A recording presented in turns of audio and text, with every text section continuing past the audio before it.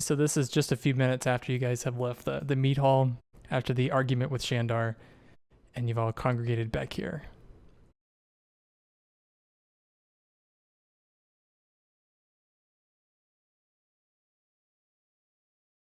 As far as the time of day, which I know that question is coming soon, Guardian, let's say it is, let's say it's 8 o'clock, 8 p.m.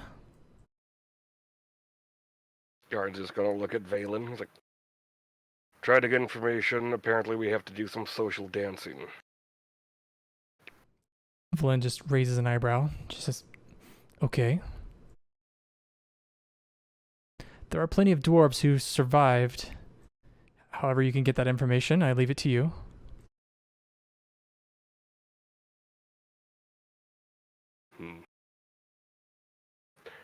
I'm gonna keep working. Let's hope go back outside.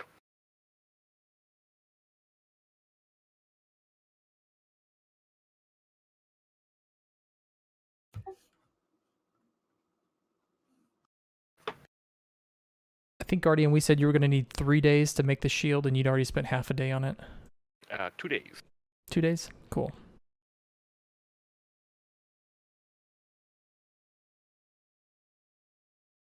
Well, the lights that you lit earlier, Laja, were still burning in the temple. There's still, the reflecting light, but outside it's still very dark. I suppose we should probably find somewhere to sleep for tonight. I mean, we can all be around the fire if we prefer. We could check out the side rooms that are here. I don't know if they're necessarily going to have any good places to stay, but we can at least figure out what's in this building. Sounds like a good idea.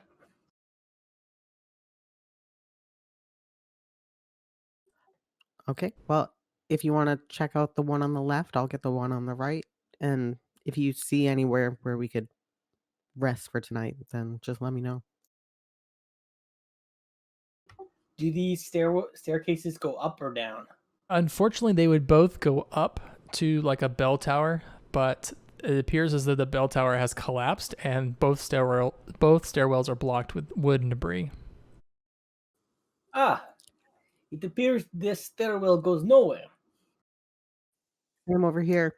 I suppose we can just put our bedrolls out in the main room.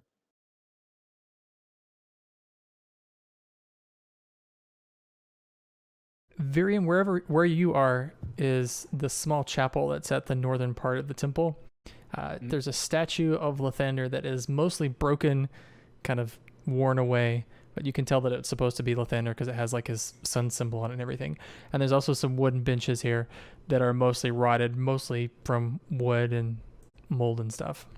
So you probably shouldn't sit on the bench, but Virion will sit on the bench. because he's an elf and he weighs very little, the bench just sags a little, but it does not break. Perfect. Oh, are these benches in good enough shape to sit on? And Rorgar will sit on one of the benches. I think Rorgar, especially the amount of armor he's wearing, probably falls right through the bench. Ha! Classic Rorgar. Ah, is this some sort of prank? Yeah, it's just a classic prank. Very funny. Ha ha ha. Okay. Meanwhile, I'm going over towards where the fire is and start setting up some semblance of a camp, I suppose, even though we're inside. Yeah, and what you'll need basically for a camp here inside the building is to make a fire in the center and set up like your tents or your bedrolls, because there is still parts of the building that are open to the outside. Like most of this building, or most of this temple had stained glass at some point, but the stained glass is mostly broken through. So you are still exposed to the cold. It doesn't really provide much warmth. And then there's like points in the roof where snow has fallen through, leaving like a carpet of snow on the ground. You know what? It's not as bad as just being outside.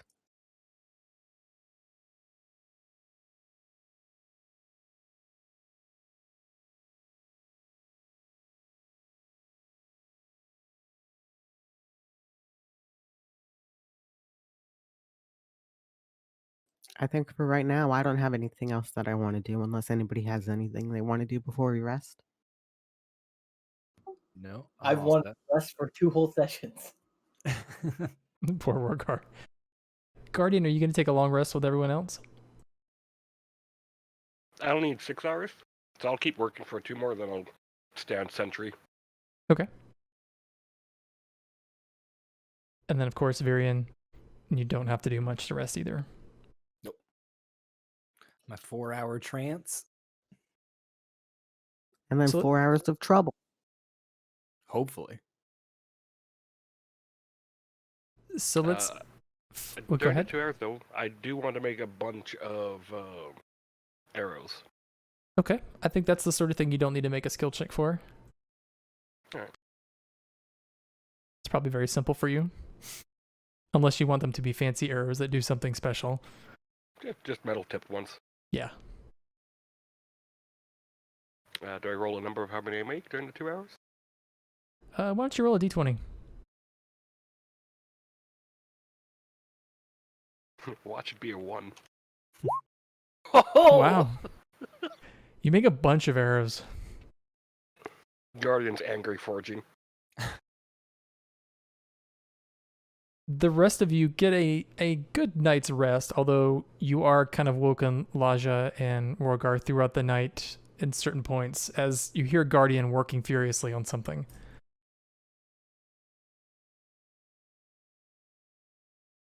Just for 2 hours. And then I'll pop in, and I'm just going to stand in front of the door, put them all down between my legs, and just put my hands on the bottom of the hammer, of the shaft there, and then go sentry. And we fast forward to the earlier hours of the morning, maybe like 1 or 2 in the morning, when Virion, you're done with your rest, but everyone else is sleeping, including Guardian, who's powered down.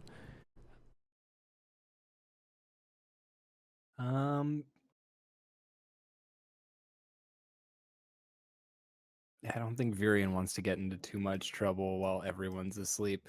Virion will also craft some arrows because I feel like he's running a little low at this point.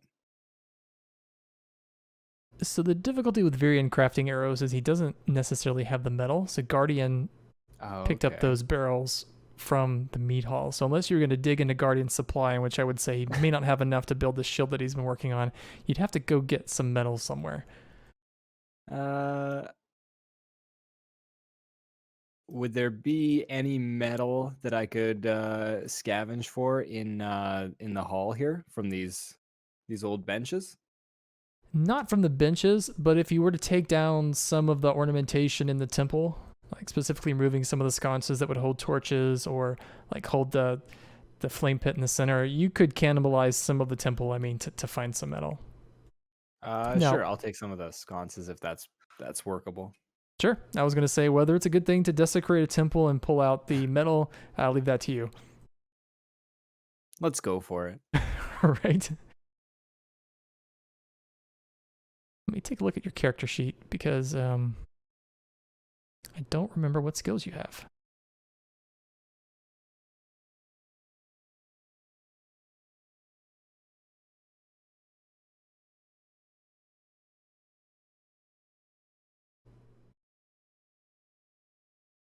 I might not have the skills to even do this probably. Or if I do, they're not added. I think the thing you're missing are the tools to actually do it. So you could maybe lift some off of Guardian, but I don't think you have any smithing tools to make this work. That's fine. I'll just hang out and stare at a wall. That seems about right for Virion. Around 2:00 in the morning, you do hear a commotion outside. It sounds like something traveling down the road that runs by the temple. It sounds like a bunch of animals and like a large wagon or something. Virion will run outside to go see what all the fuss is about. And it looks like a caravan of wagons are moving down the street. Let me move you to here, and I can show you actually where all this is happening. Laja, get back in there. You're sleeping. So the temple is right about here.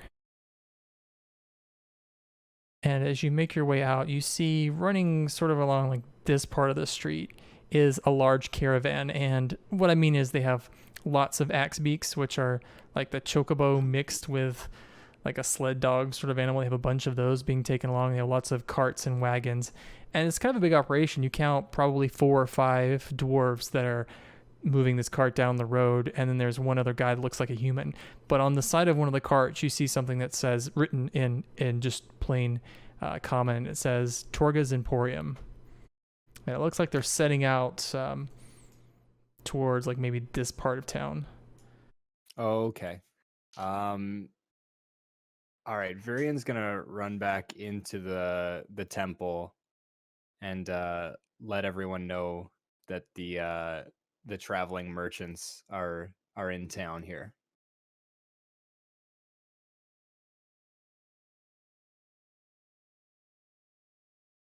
It's probably not enough to interrupt anyone, but I imagine when they all wake up, they'll have that knowledge.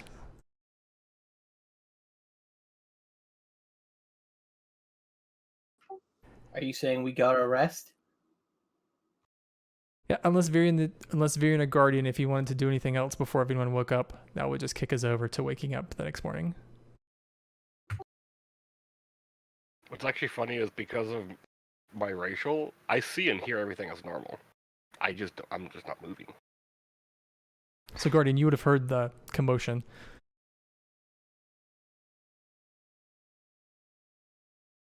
And the commotion I'm describing is really just the sound of all of this traffic. Like, you know, the snow is being crunched and stuff by the different wagons, and then the different animals as they're moving by are making noises. Mm. Virian doesn't fully understand how Guardian sleeps, so he's just gonna like nudge him and be like, hey buddy, there's someone selling stuff in town if you want to go look at it. Those little bioluminescent glow that he has underneath his helmet slowly brighten up, and he just looks at you and is like, I'm aware. Oh, okay. Didn't want to disturb you doing your sleepy time, whatever it is you do in there. I simply stay motionless. I'm well aware of everything around me. And Viren will just back away slowly and By the way, and he's gonna pull it from his bag, 20 arrows. Oh, thank you so much. I was made wondering sure what you were crafting. one side is hooked, the other side serrated. Well, that'll come in handy. And I imagine these arrows look kind of crude considering you didn't have a forge, but still adequate to work. Yeah. He just propped up some bricks. Didn't care if they were from the temple or not. Use them to flatten out the metal and fold them a few times just to reset any impurities. Get rid of any slag.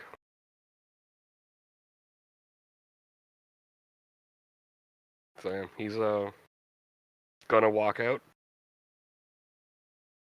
He's gonna head over one of these stalls. Okay. Let's deal with what everyone else does after a second.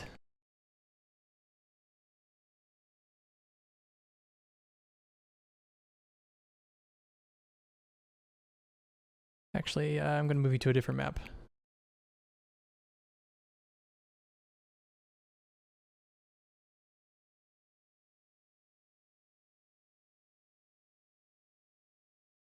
So, Guardian, as you've made your way down to, they're kind of at the northeastern part of town, so just on the outskirts, right before the edge of the forest.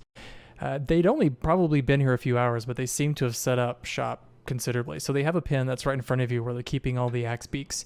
And the way I describe the axe beaks is, just think of a chocobo that somehow is okay in the cold, and you have an idea of an axe beak. But they are the animals that most people use for transportation in Icewind Dale in the cold because they're very fast. They can travel over ice and snow very easily.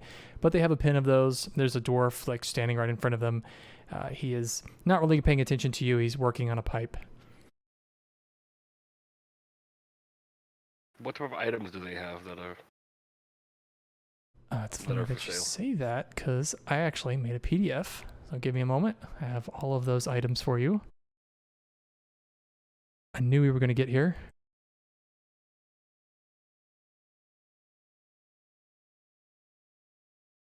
Ooh, a PDF. Open. Armor. Meh.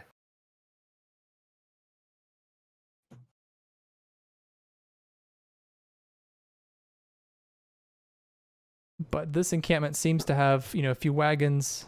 They've also pulled out some boxes from the wagons, set up a small campfire to one side where two of the dwarves are huddled. There's also one dwarf female who stands out quite a bit from the rest, and she's messing around one of the larger wagons. And then off to the side is he appeared to be a human male. He does stand out, of course, because he's the only non-dwarf here in the group. He'll just walk around looking at their wares, not really saying anything to them. He'll just stop at whoever is the one in front of the shop, like, the shopkeep. So that shopkeep is the dwarven lady. And as you approach, she looks up. She's wearing a little bit of armor, you can tell underneath her furs. But she looks up. She's got very pale skin, sort of brownish hair. She looks probably middle-aged, a good bit older than Laja. But she looks up and she says, yes, I'm Torga. What can I do for you? I'm looking for some items. Well, items is what we have. What would you like? Anvil. Small.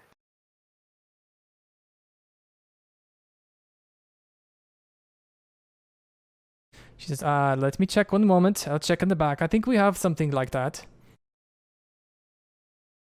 And she steps away for a moment into the wagon. And as she steps away into the wagon, the human-looking guy walks over to you, Guardian. And you get a better look at him as he approaches. He stood up before, but as he gets closer, he really draws your attention for a few reasons. The first thing that catches your eye is that he's not wearing any furs or any kind of winter gear at all. In fact, he's wearing a vest with the sleeves cut off and some gloves, so, some normal breeches and some boots, but he's not wearing anything to protect him from the cold, and it doesn't really seem to bother him at all either. Also, he walks up, you see his hair, it's pulled back in a ponytail, and the next thing that catches your eye is that his eyes are sort of a deep blue, and it almost looks like they're glowing blue, but it's probably just the light playing off of them. And he doesn't appear to be carrying any weapons. It's all very, very unusual, something you have not seen in the Dale before, someone walking around without furs that isn't a Goliath. But as he approaches you, he says, hello, sir. A moment of your time, please. You look at him for a second, like, you're standing there, you're talking, keep going. Yes, I see. Straight to the point. My name is Sefik Culcho. May I ask yours? Guardian. Guardian of... He just stares at him. Well, a moment of your time. I'm looking for a specific person, and I've been traveling around the Dale with my company here. I was wondering if perhaps you had seen them. You look very well traveled yourself. Yes. The person I'm looking for is a dwarf. She is a bit shorter, and he motions over to Torga, a bit shorter than my companion here. She has dark brownish skin, a bit of a dark brown beard. She carries the symbol of the Sun Lord. I believe she goes by the name of Laja. Hmm. And your reason for looking for this individual? Call it a family matter.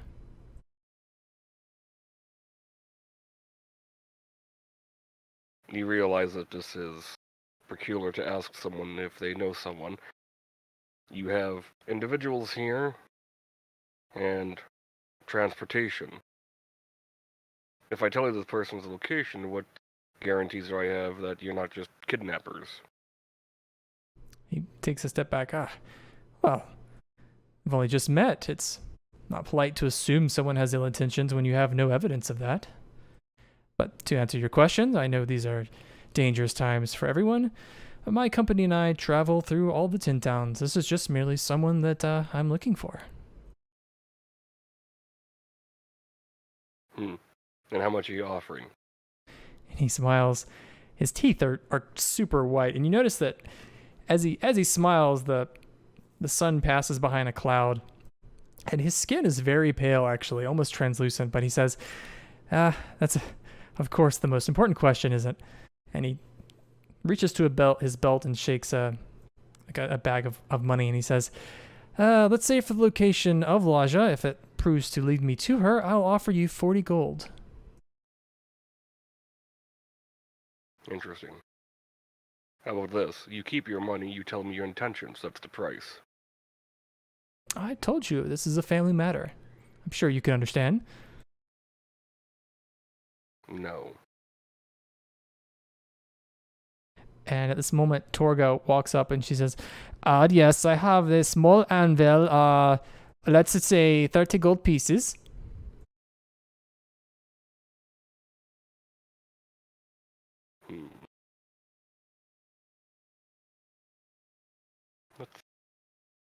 Now I need to look at what things I need to sell, because I don't have 30 gold. I'm 2 gold short.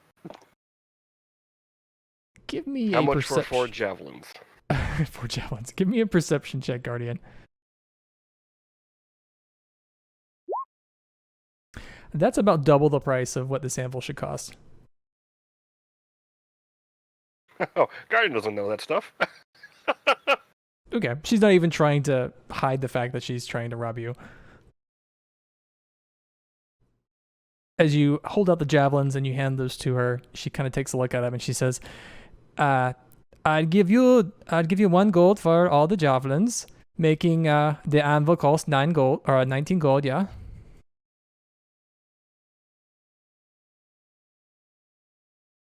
$19 gold. Wait.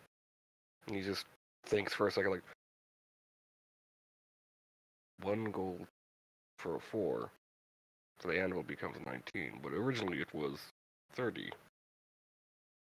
Oh, I'm sorry, I meant 20. If I said 30, I meant 20. Math is hard.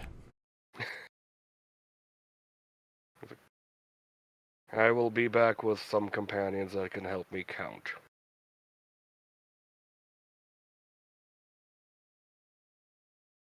He'll just reach over and grab the javelins from her.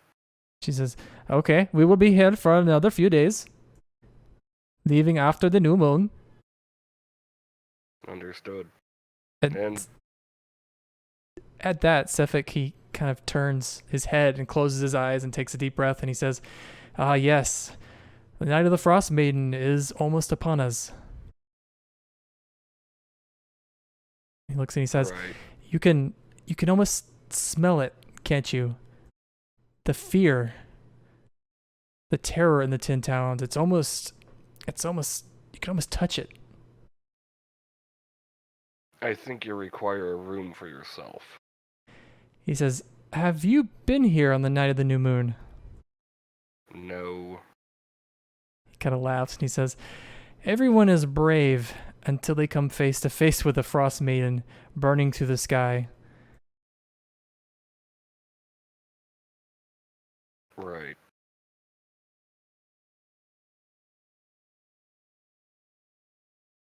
Your name again? His name is Sefik Culture. I'll drop it in chat. No, Garn's asking for his name again. My name is Sefik Culture. And remember, my friend, I will pay you handsomely for information that leads me to the dwarf Laja. Right. Thank you, Stephen.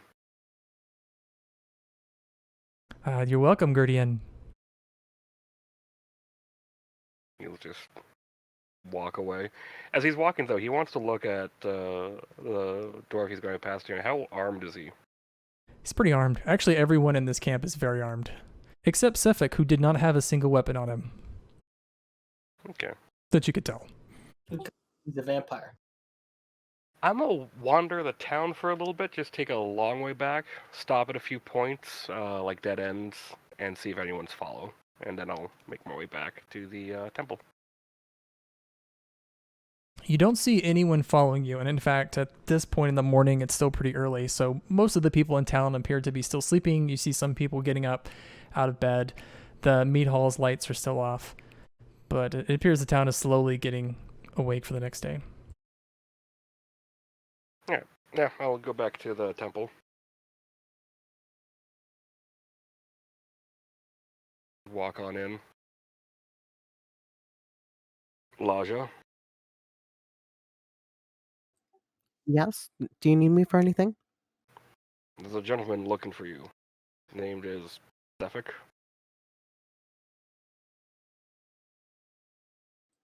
Uh, do I recognize that name by chance? You never heard it before. He I knows have your no idea who that person is. Well, he knows your name and description. He's offering 40 gold for any information that leads to you. Did he say why? No, but he looks like a creep.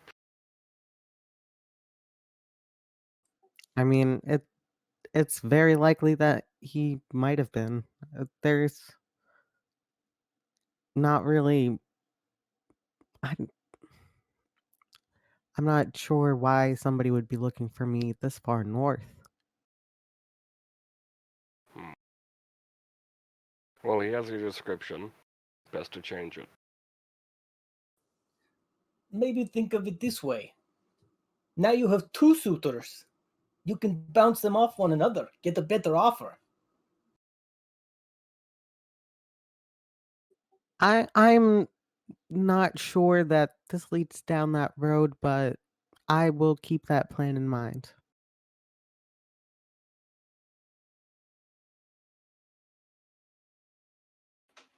We can go kill him.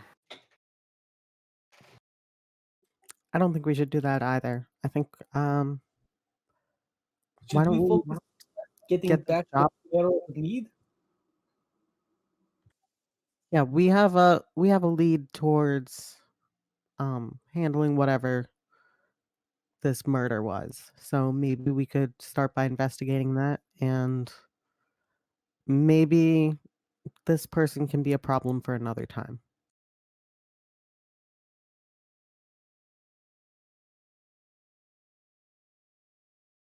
Garen just goes back outside, starts working on that shield. I don't even have enough money to go and buy anything from a blacksmith.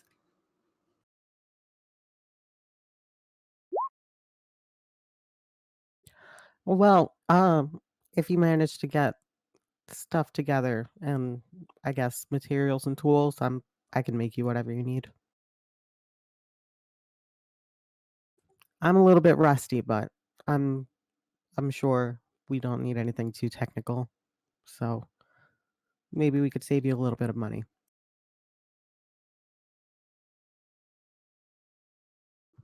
Well, let's hit the road. Sounds good to me.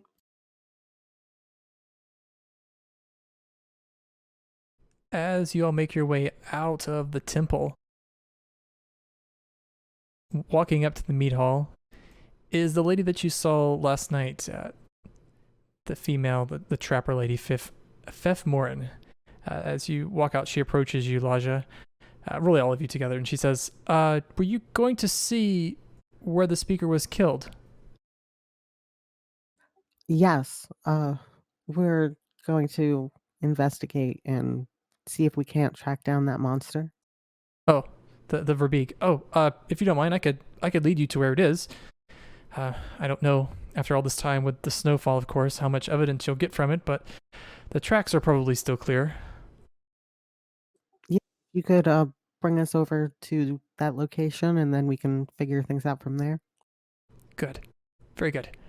And she starts to head towards the north of town, just to the outskirts of the forest. Unless Can we anybody make else sure is going a different way, I'm gonna follow. Can we make sure we take a path out of town that stays away from that caravan? Sure. Do you want to tell Fif why you're doing that?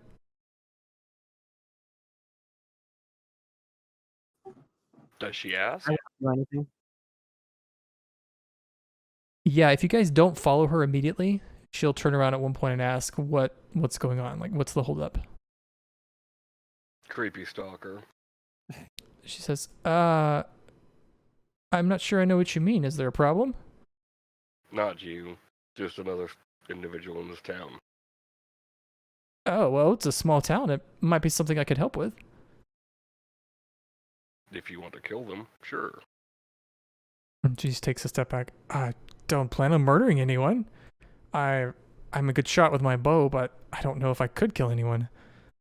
He has an interesting sense of humor.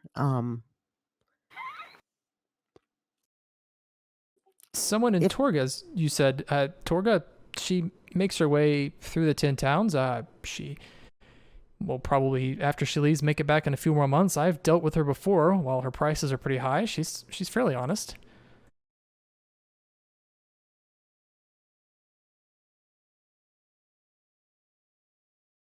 I mean, fairly honest for a dwarf from the valley. I hope you don't mind me saying that, she says to Elijah.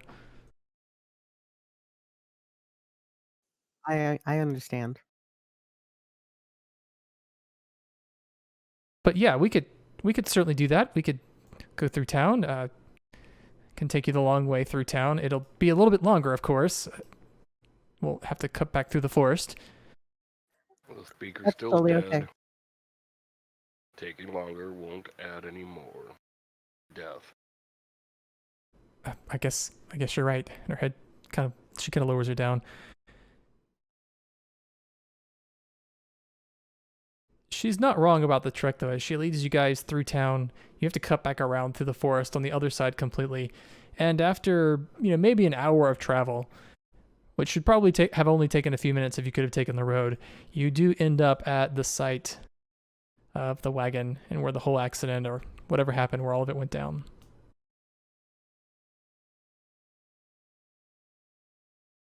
Garn will step off to the side, move a little closer to Pfeff, and he'll just look at her. Like, the speaker, was he a good man? He was the best man I knew. And you have many good memories of him then? Yes, I think all of my memories of him are very good. Then don't let his death make you turn those memories into sorrow. Honor his memory by continuing to moving forward. Respect his death. Honor it by continuing to remember him as a good man, not a dead man. And move on. Stop letting it make you feel sad. But we need him now more than ever. Then live by his example. If he did everything, then how come you're still here? I don't think he wiped your own ass. Did he teach you anything about hunting? Or did he do all the hunting himself? No, that's my job. I learned that from my father. He made the town a friendly place for those of us who aren't exactly normal. And without him, you can't continue on his teachings, his beliefs, what he showed you as an example? Well, not if Shandar's running things. Shoot him. And he'll just walk forward. I apologize for my friend. Most of us do not condone murder. She looks and she says, "That's good to know. Well, some of the words that your friend has are good. I don't know if it's in me to randomly kill people I disagree with." I didn't say No. kill him, I said shoot him. Big difference. Well, that is why we're here. We're going to find out if the speaker's death, if it was some sort of accident or not. Can you point to the exact spot where the body was? And she says, yes. Back to this. I was actually the first person to arrive, as far as I can tell, after the speaker was killed. I found him here, and she motions to this location. And she says, and the wagon, which is normally how we carry the barrels, because they're quite heavy, but how we were planning on transporting the barrels to Bryn Shander, it was in the state that you could see here. And she points to the wagon, and the wagon is very clearly just ransacked. It's been knocked over. There are other contents that have been knocked out, like smaller containers and stuff that are smaller boxes and things that have been knocked over and splintered. One of the wheels has actually come off because it looks like something knocked the wagon over. And the point where she has identified, there are footprints everywhere. There are lots and lots of footprints, and you actually see some blood stains lightly on the snow. Now, it's been about 2 days, so it's mostly gone. Do any of the contents of the broken why am I forgetting the word here that Wagon? I need? Thank you. Do any of the contents of the wagon appear to be valuable? The remaining contents that are still there, they don't. It's mostly Okay. cheap spices and things that if you were to total all of it up, it's probably no more than like 10 gold, which is still good. Like, somebody probably should come get this stuff, but it's been left here. And Virian, do you see any evidence of drag marks where these barrels could have been moved? Virian gets in for a little closer look. Does he notice anything that would stand out? If you can give me a survival check, please. Of course. Very good. Nothing stands out. In the area where the murder happened, you notice there's that light blood stain that I said, but it's hard to tell. There are footprints all over the place.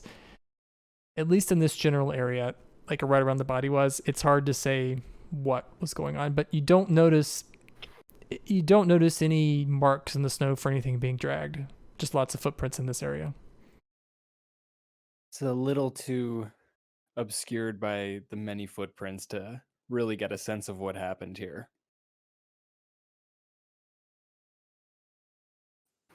I know you stumbled upon the scene. Did anybody come back with you?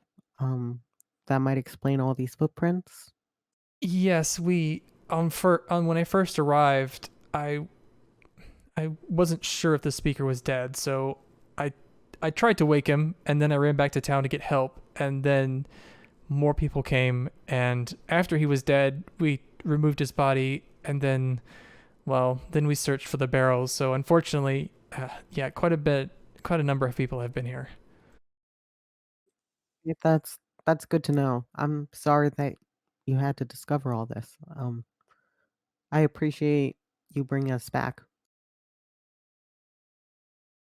She says, now, of course, the Verbeek tracks are over there, and she points to the north.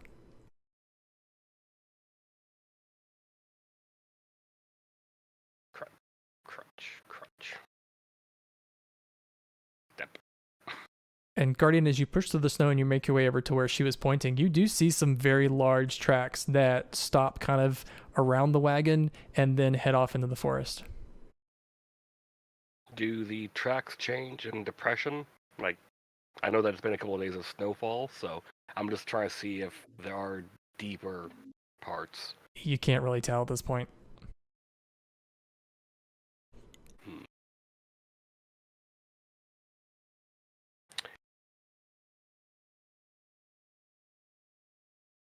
Actually, why don't you give me a survival check too? You can tell that this looks like one set of footprints. It's a large thing, and it probably came out of the forest and then turned around and went back up. So it probably went the way that it came in. But I can't tell if there's any increase in depression. No. Yeah, I'm gonna start walking forward. Just following them. Thief, does this giant creature normally come this close to town? I've seen, I think, a Verbeek in the forest before, and I can lead you to where there are a few caves, I think, in the northern part of the forest. I have never seen a Verbeek this close to town. I don't think I've really seen one at all, only out of the corner of my eye.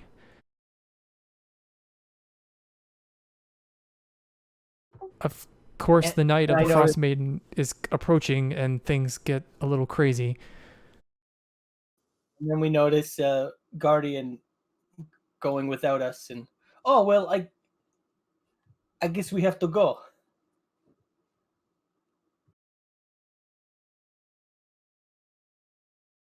And she says, "I will lead you to the caves that I know of, but I'm sorry, I'm not brave enough to follow you in."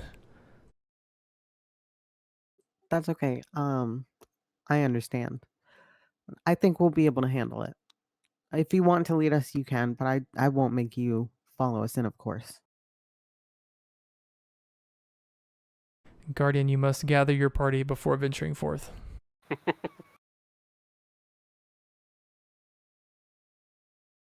So before you guys follow these tracks, are you going to do anything else around this area?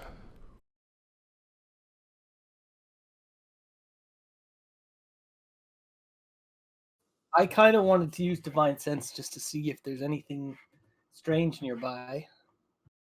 And Guardian's just waiting up here. He's just looking ahead. There's nothing in 60 feet.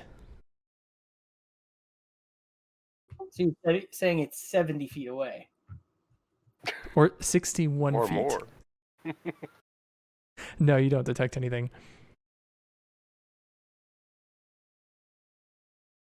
See, Guardian waiting, Guardian leaving. Guardian waiting, Guardian leaving. Virian, as you're making your way through the forest, you do notice that the normal small wildlife that you expect to see in the forest are kind of absent. You don't see any like rabbits or small birds.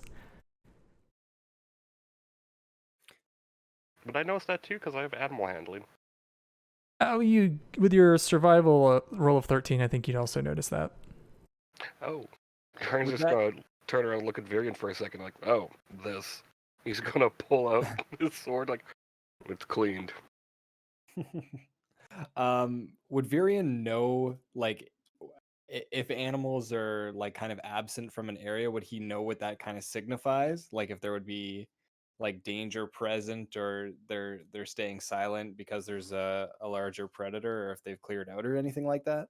I think he would know, having lived in this kind of environment before, that when you typically don't see any animals, that either means they're overhunted or they've left for a reason. Okay. So no wildlife around here does not bode well for us going forward. Hmm.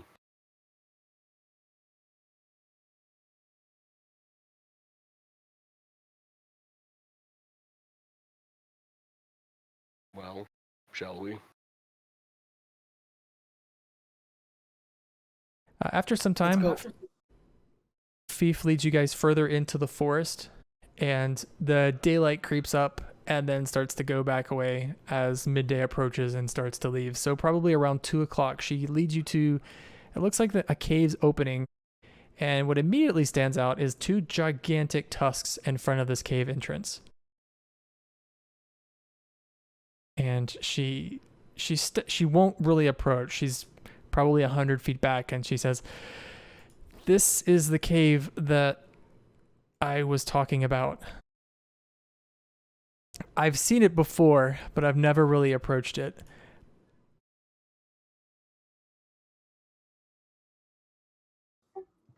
Does it smell of mead It nearby? doesn't.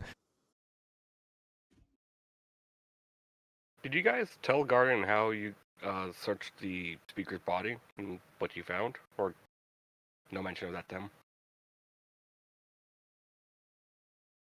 No, I think we did, didn't we? So I don't have it written down in my notes that I was told.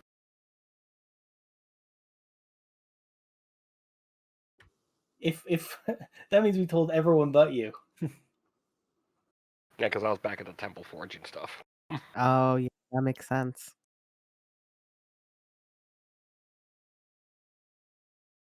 I can repeat that info if you guys would tell him. I imagine you probably would.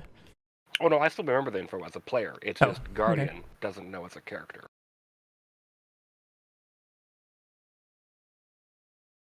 That's all I was just wondering. I feel like I would have assumed that somebody else would have told Guardian. Everyone assumed everyone else was going to tell him. he's, That would be he's really funny. and perfect too, because like Guardian doesn't care. He's like, Maybe everyone Yeah. realized it wasn't worth retelling. Virion, he talks when he trances. Yeah, I tell Guardian everything. I give him a recap of my day because I don't understand how his sleep actually works. so I found a bump on my leg the other day. I was like, You're gonna have to get that checked out. But Guardian can still hear him even though he's shut down, so it's not entirely wrong of Varian to have a conversation with him. He's just never going to get a response. That's what. Yeah, it's basically just a trapper keeper journal that never responds. you hold Guardian hostage for 6 hours. Like, you're my diary. You can't run away. You're like, no. Life is pain. Or like only 4 hours because there's 2 hours where you both are quote unquote asleep. Oh, yeah, that's right. Okay, so next time we're going to make just the next time we're going to do just a thing where it's just 2 hours of Guardian and Varian going around having misadventures. A special episode. But yeah, Fief won't go any further. She stands back. She says, I don't know if that place is evil or if it's dangerous, but I don't feel safe going there. You guys Rogar will notice the get tracks closer- lead right up to the cave entrance. Rogar will get closer to the entrance and use Divine Sense again. No, he does not detect anything. Good news, friend. It's not evil in the literal sense. Good enough for me. And we'll actually jump We'll to we'll go in, and you are welcome to stay here or go back to town. Whatever you're most comfortable with. and she doesn't need more permission than that, and she turns around and leaves. She says, "Good luck. I hope you find the barrels. If you find them and you need help, please come back, and we'll see if we can get some people to help you carry them. They're quite heavy, but good luck, good luck." And she runs off. Hmm.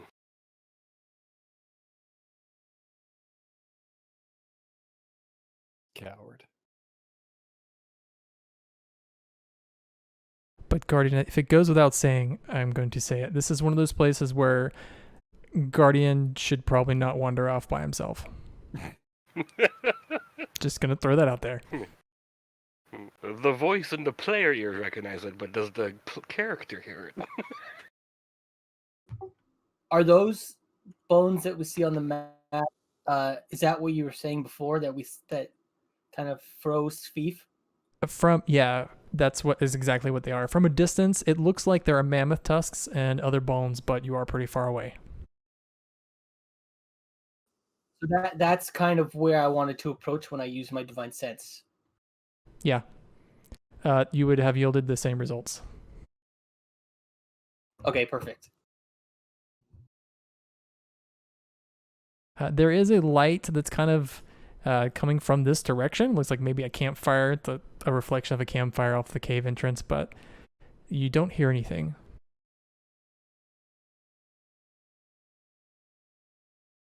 And the tracks lead inside? Yep. That way, yep.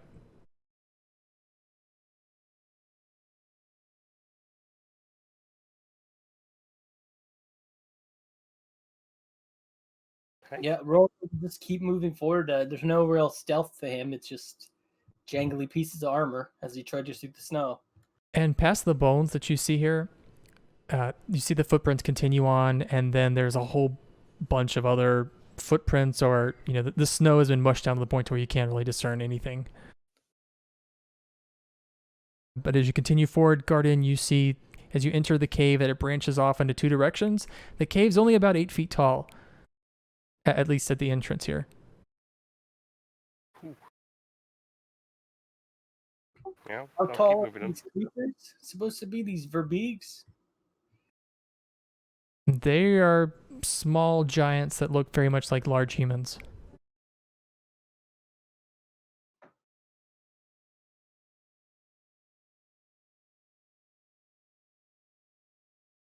And as you make your way in, the height of the cave all of a sudden rises sharply to about 20 feet. Hmm. And off to the distance, ahead of you, Guardian, you see a cave, and it looks like a big hole in the floor.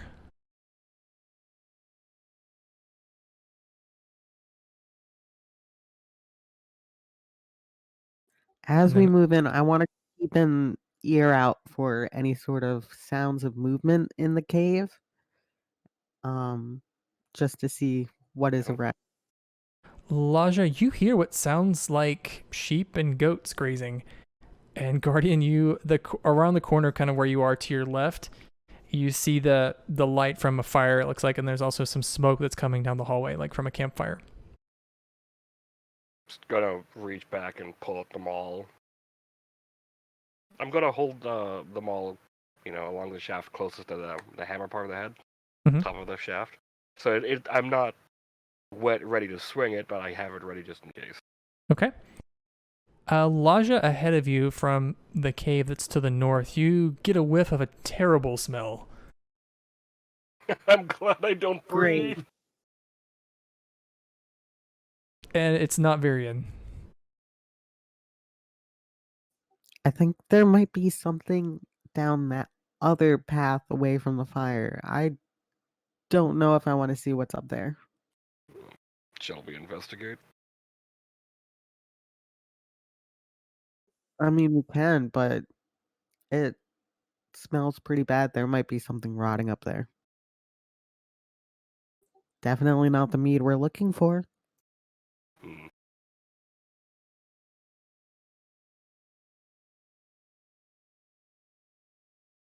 Well, there's something down here. Step forward.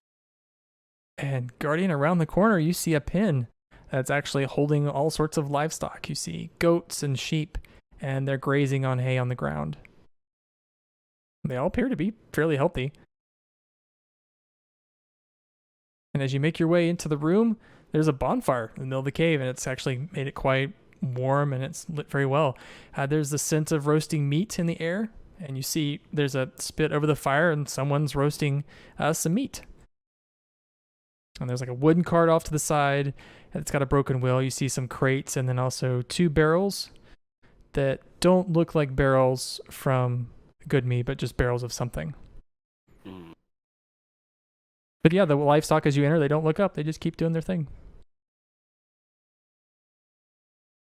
I'm gonna go pet one.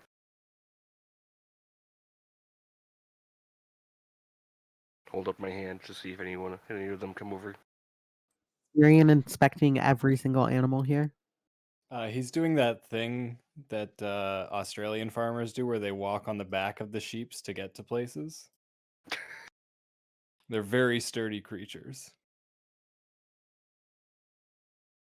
So what are the I rest know of what you I doing? was expecting, but it wasn't that. That's a good image. And Guardian's petting one. That's what I'm doing right now. They seem- Norgar will go and look down that northern pathway. This one? Oh, this other one. Okay. Yeah. Yeah, this is a passageway that continues around the corner. Do you hear any sounds, or is it just a cacophony of sheeps and goats? You hear what sounds like a low rumble. It's hard to discern what it is.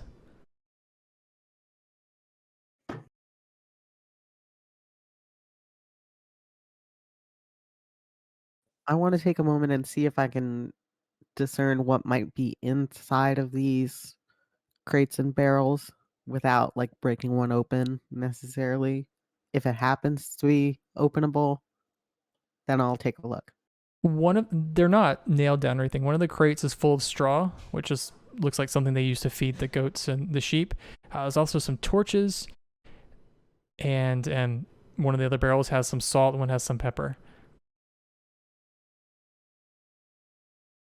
Does the meat on the fire look like it's been seasoned? Yeah, Does it look cooked? it is in the process of cooking.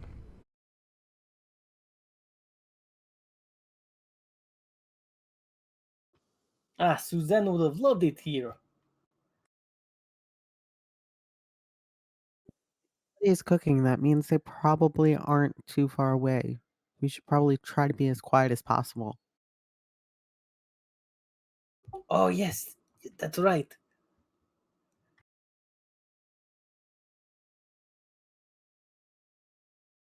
I think if no one else is doing anything, Rogar will continue just to kind of peek north. And what you hear, it kind of sounds like wind blowing down a tunnel ahead of you.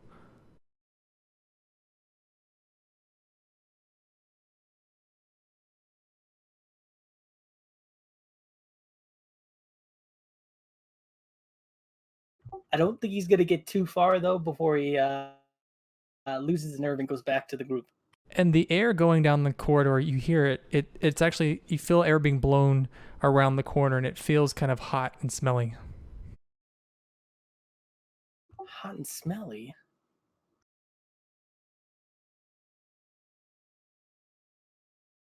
Laja, there was some sort of hot and smelly air coming down that corridor.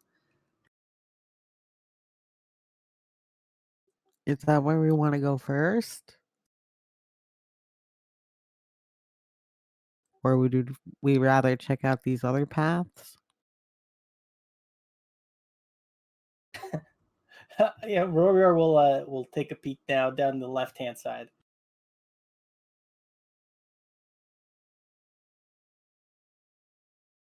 Rorgar, as you take a turn around the corner, you walk pretty much headlong into a Verbeeg who was not really even paying attention. But as you walk in, tell me what your intentions are. He's actually kind of leaned over looking at something. But the room you're in, it looks like probably some kind of old burial chamber. And there are passageways that go into a circle. And the Verbeeg is standing in looks like a collapsed portion of that, like maybe at some point when this was being built, someone had tried to continue the tunnel but stopped. But he's hunched over inspecting something. I think if has Rogar been seen? Not yet. I think just out of fear and surprise, Rogar would say, "Oh, hello, friend." And the Verbeeg turns around and looks at you, Wargar, and he looks past at you and he sees Virian, he sees Guardian, and then he sees all of his livestock, and he pulls a large weapon from his belt and he goes, "Oh, no kill friends!" And with that, let's actually give me a moment to clear some initiative. And yeah, let's roll some initiative, please.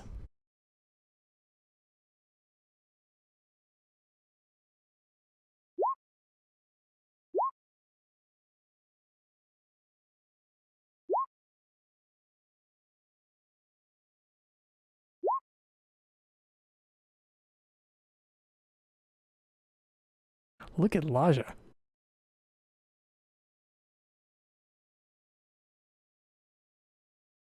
But I think you all get to go first, starting with Laja.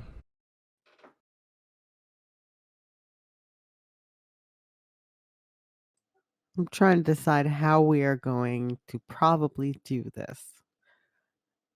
1, 2, 3, 4. I cannot get over to Rorgar. Therefore, I probably should just buff us.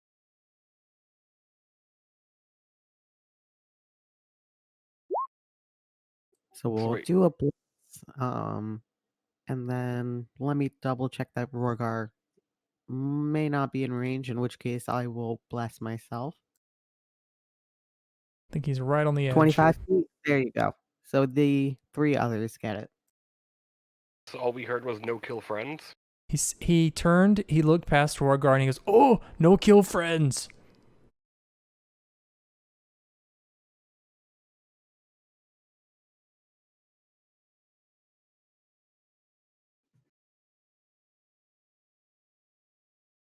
Just And the use weapon it I to could protect yourself. I'm gonna stay over here. the weapon I couldn't remember that he's drawing is he draws a spear.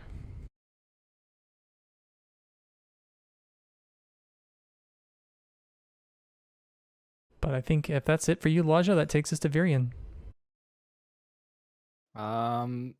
Okay, Virian. Let's see.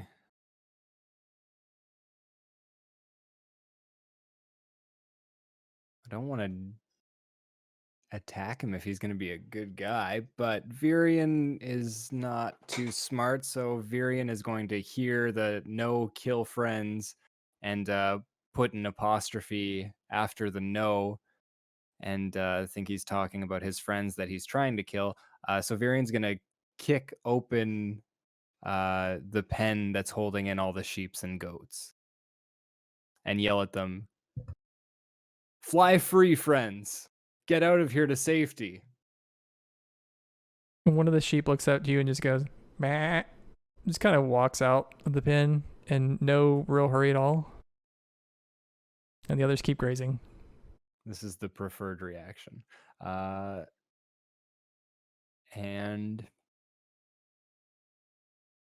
where could I move to? No real good spot. Varian will just move Into the fire. jump in the fire to here. And I guess that'll be his turn. Okay. Guardian.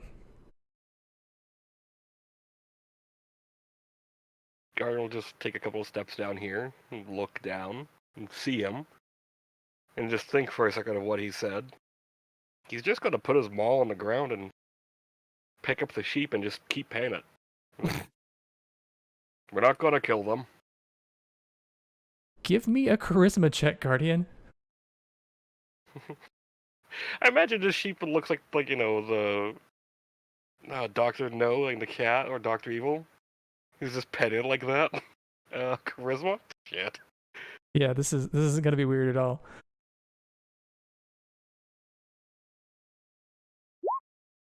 Okay. You know what? Inspiration. Okay. I don't want to hurt the sheep. And Guardian doesn't want to hurt the sheep either.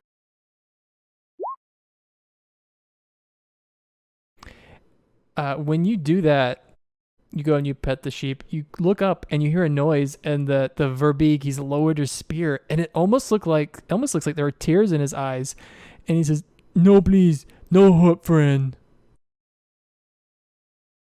No hurt. We're friends.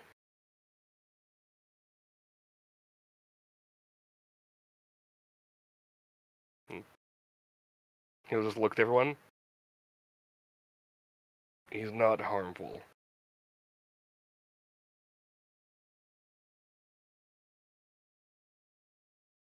Come on, come closer.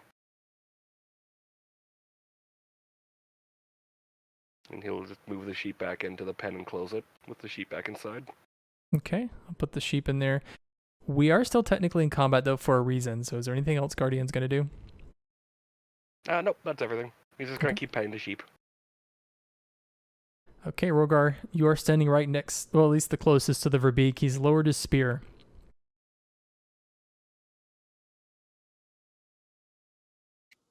Rogar will slowly back up, and while he's backing up, he'll say, "No, friend, we are here to talk.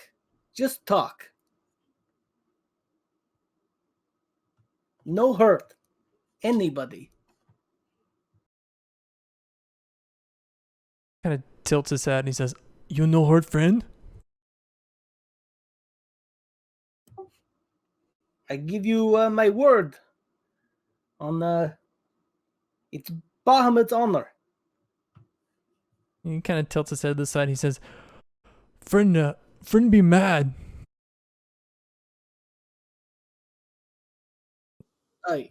Your friend be mad? Friend be mad.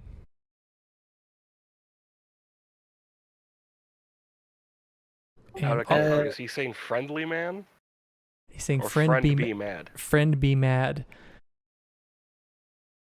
And off in the distance, you hear a huff, and it sounds like a roar. And the Verbeeg shakes his head and goes, "Oh, friend be mad. Friend be real mad." Tell friend, we friends. And I'll point to our group.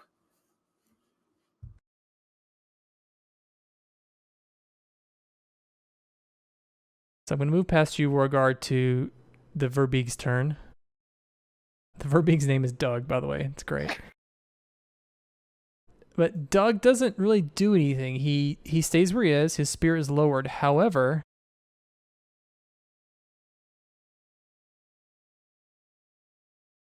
moves us to the next turn of the ogre who comes around the corner. The ogre's name is Friend. And you don't know if that's exactly what the Verbeeg was talking about, but you do kind of all remember stories about how Verbeegs are incredibly intelligent. So it's possible anyone that was ever friendly to him, he's calling friend. But the ogre storms his way into the cave. As he walks in, he lets out a giant roar.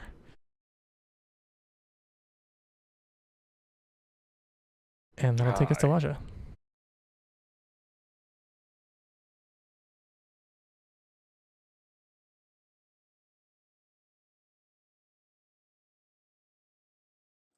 Uh, what are we gonna do, guys? I don't know what to do. I don't want to make Doug sad. Languages the ogre speak. Do you speak it?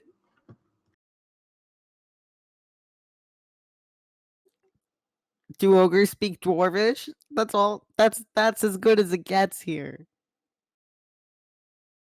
They don't, no. Maybe common. If the Verbeeg speaks common, In Sure, quotations. sure. I I'm gonna stay right here, um, and in the most non-threatening way possible, I'm just gonna say, "Stop! We're not here to hurt you," and see if friend will pay attention. All right, Laja, give me a charisma check, please. Actually, give me a persuasion. Neither of those is good. Let's see how it goes.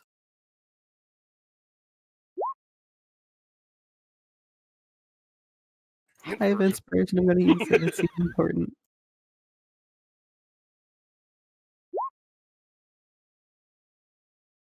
As Friend walks in the room and you say this, Laja, he looks at you and he lowers his great club and he kind of tilts his head to the side.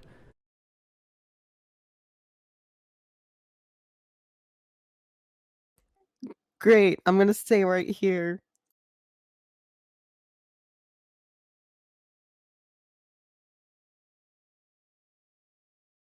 All right, Virion. What's next?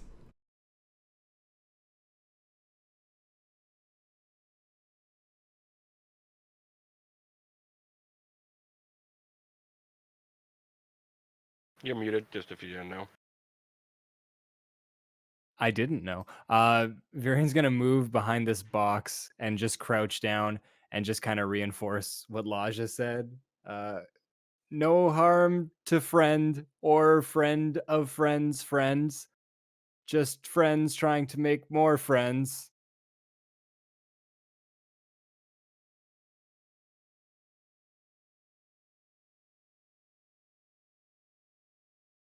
Why don't you give me a persuasion check, Virion?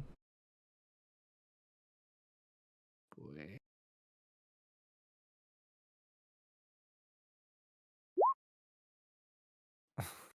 And Friend again turns his head to the side and he looks at you, Virion, and he says, and the ogre says something in very crude comma, and he goes, "You hungry?"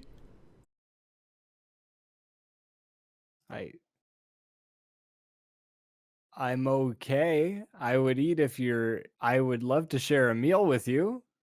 We share, friends share.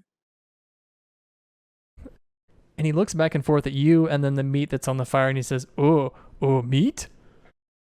You're not entirely sure if he's talking about you or the meat on the fire. Um, yes, meat. Friend eat meat?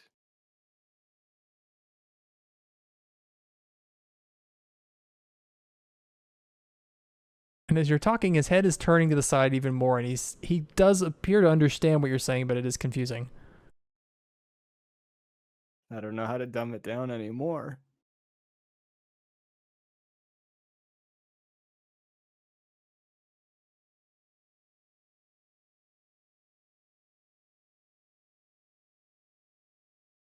So are you doing anything here, Virion, or are you done? No, I think just crouching behind the box, and I think that's about it. Okay. What about you, Rogar?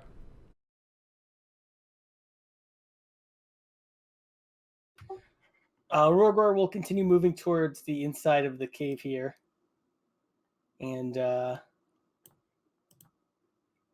he'll look towards the ogre and say, it's okay, friend. We are friends of your friend, and we are also friends, as my friend said just minutes before. And I have a gift for you. And Rorgor will pull out one of his rations. And he'll open it and show it to the ogre. Friend sort of sniffs the air as he sees your ration. And again, he's got his head tilted to the side, trying to understand.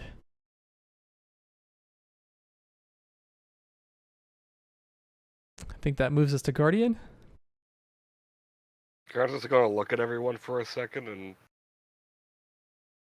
take a step towards him. And he's like, "We're wondering if you were friends with what's the speaker's name?" Kendrick. He looks to someone. He's like, "Kendrick? Was he friend?" And the ogre turns his head. He goes, "Oh, shiny." And he points at you. Yes, I am shiny. Kendrick, was he a friend? Was he good to you? And friend turns his head. He goes, "Friend?" And he points to himself. "Friend, friend." And he points at you, Guardian. "Oh, shiny." Guardian. He'll just tap his chest like, "Guardian. Do you know Kendrick?" At this point, we are going to stop the combat. Because what happens is the Verbeek, he moves in, Doug, and he just kind of stands there to the side looking at all of you. And friend all of a sudden makes his way over and sits down between you, Virion, and Rorgar. He pulls the meat off of the pit that's over the fire, and he immediately sits down. He tears off a piece and hands a piece to you, Rorgar, and a piece to you, Virion.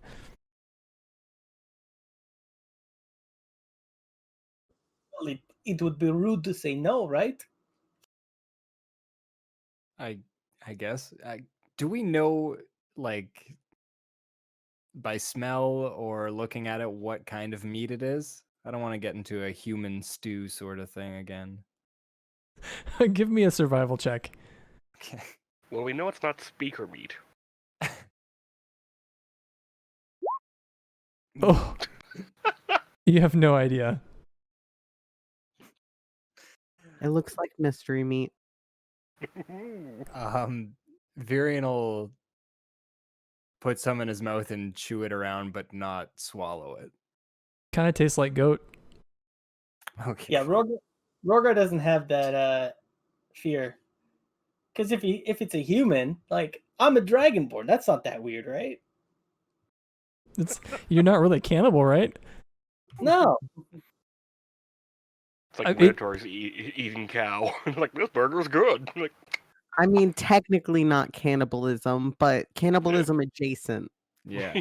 Like eating a chimpanzee. Like, There you go. I'm sure you could do it. It's still not good. If it was wrong, Bahamut would tell me not to do it. But Virion and Rorgar, the meat tastes good. It's very well seasoned. It tastes like goat. All right. Friend. Good meat friend. And friend kind of looks down at you and he starts petting your hair, Virion. friend. This isn't the first time a large creature has pet my head or appendages, so that's great. This is fine. And Doug looks to you, Lodge, and he goes, "You here, kill bear?"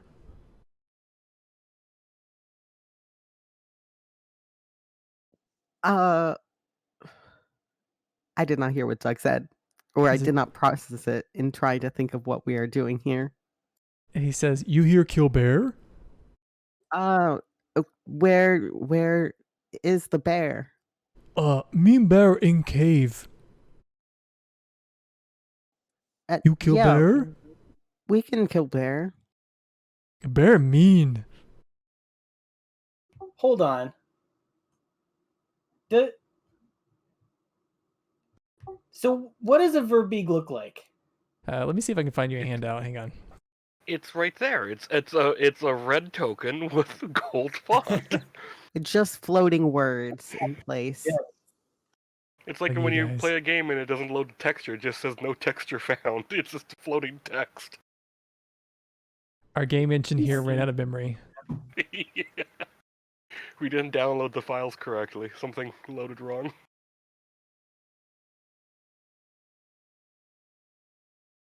There you go. Can I do a perception check to see if he's putting on some sort of act? Sure.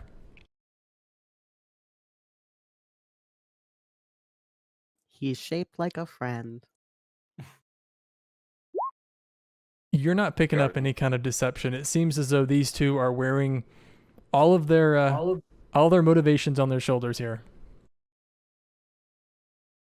Guard just And notices like the ogre. acting dumb.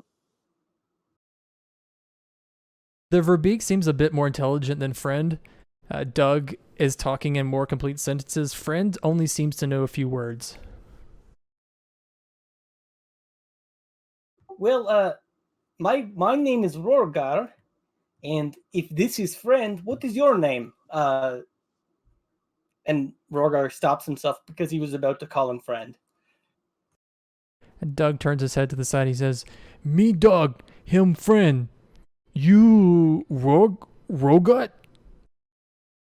Yes, that sounds good enough to me. Doug, You come here kill bear? we came here to find out what happened to Kendrick. What is Kinsmick? Speaker of the town. Huh? What is Peaker? Do you know anything of a man with protecting barrels? Doug have barrels? Just these or somewhere else? Friend bring barrels. How long? Doug have more barrels. Barrels with water? Oh, good water. Yum. You want water?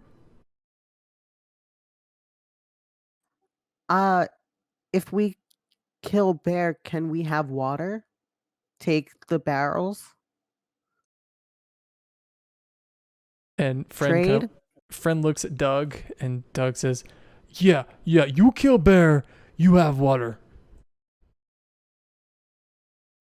Okay. We can kill bear. Do you know the town? Doug kind of tilts his head to the side. What is town? More people, more larger groups.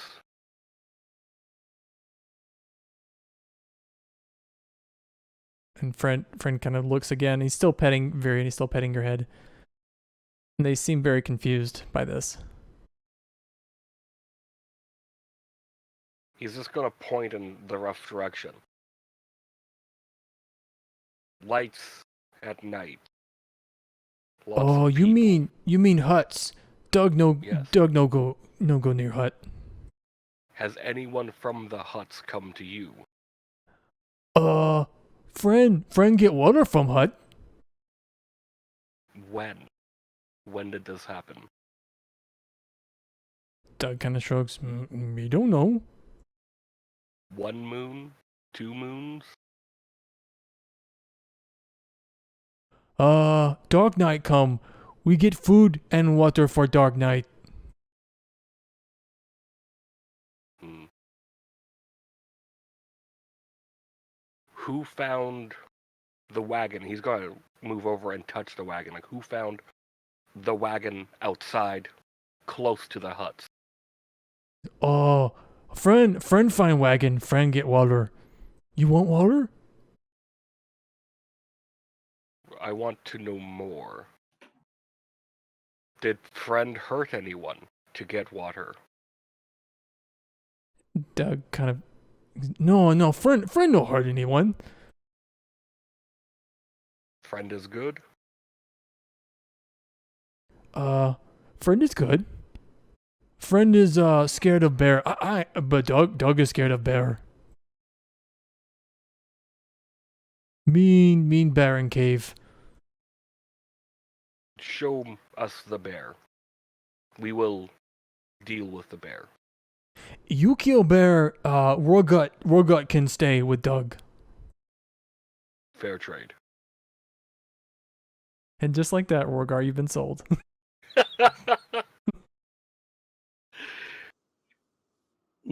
What?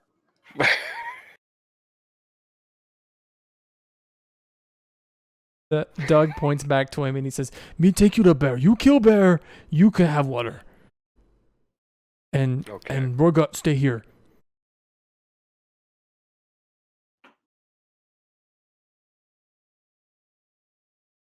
And he leads you through this chamber, and as you're walking through, Guardian, it does look like a burial chamber. You see small alcoves of what was probably some kind of tomb, but Doug just sort of charges right through it without really much concern.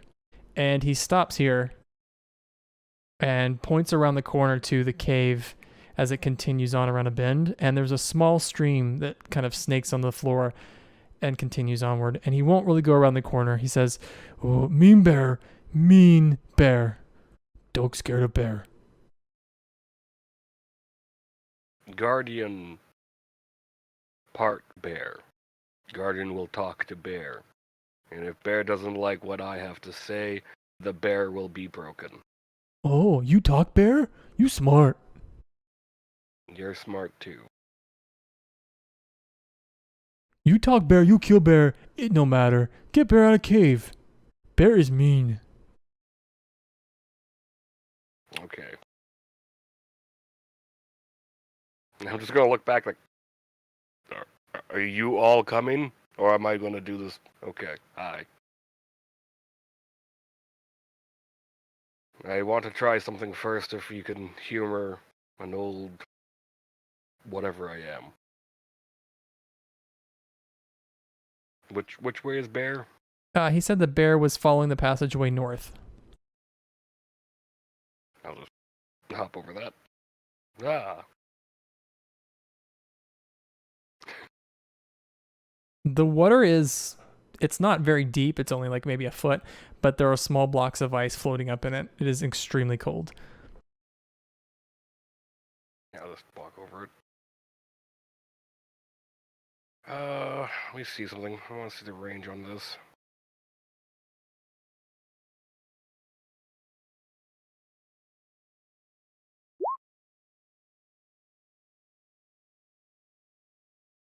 Oh, cool. I don't need a range. It just needs to be done on me. Okay. Alright, so I'm just gonna stand still for a bit. Like, I'm gonna try something. It'll take a few minutes. Talk with Doug. So, Doug, have you seen any good movies lately? I don't know if they have movies around here, Vorgar. Doug see good love film. Doug like romantic comedy. Favorite movie? Something about Doug. Doug always hope find good for be girl. Never find one. Doug really likes Weekend at Doug's.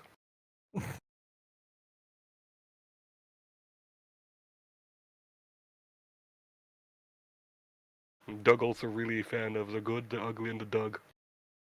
So as you concentrate, Guardian, your ability to speak with animals begins to kind of collate more and more. And the range itself, that's just kind of strange. I'll flavor it this way because the description's a little odd. You detect around the corner here in this cave that's ahead of you, a creature that has a whole lot of anger.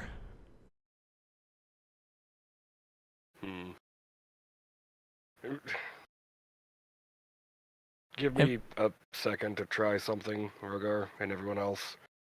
If it goes badly, well, I'll get hurt. But I want to try something.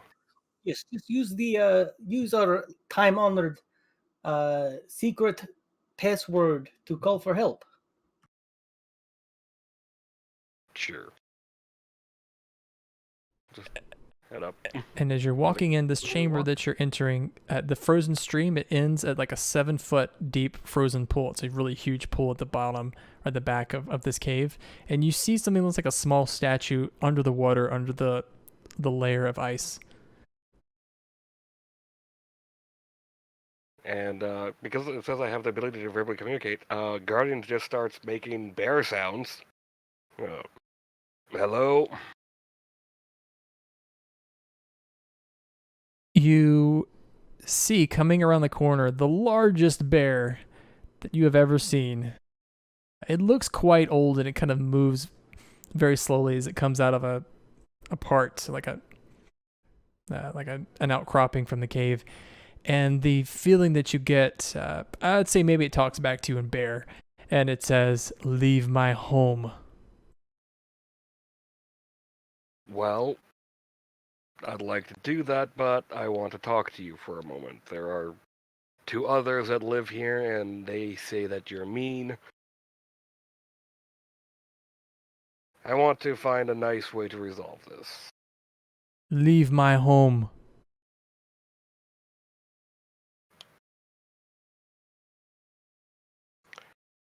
Look, things are happening. We're trying to get to the bottom of it. Can we just work together for a moment? I am called Yogabor. We'll give you, and he gives you the bare measurement of time, saying he's going to give you 5 minutes to get everyone out. Why are you angry? Dark, always cold. This land sucks, I know. I come from a forest.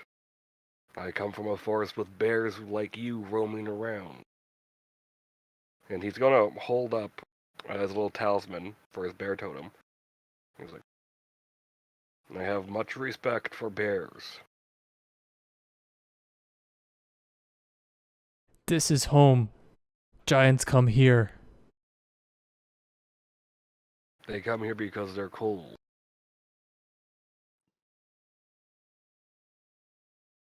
But they're friendly. They're nice. I'm sure they will help you with food as well, if you're nice to them. And Yogabor says, very hungry, very cold.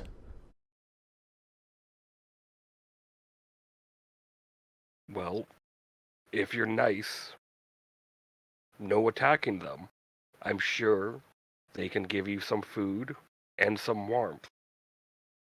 They're friendly.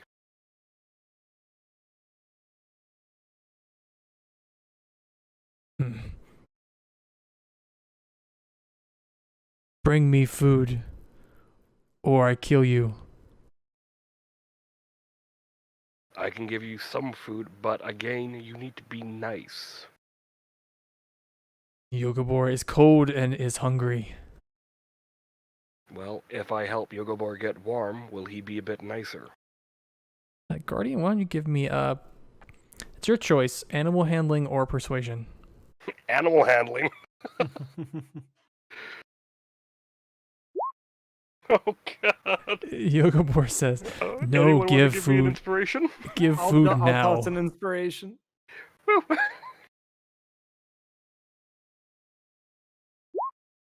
Oh no.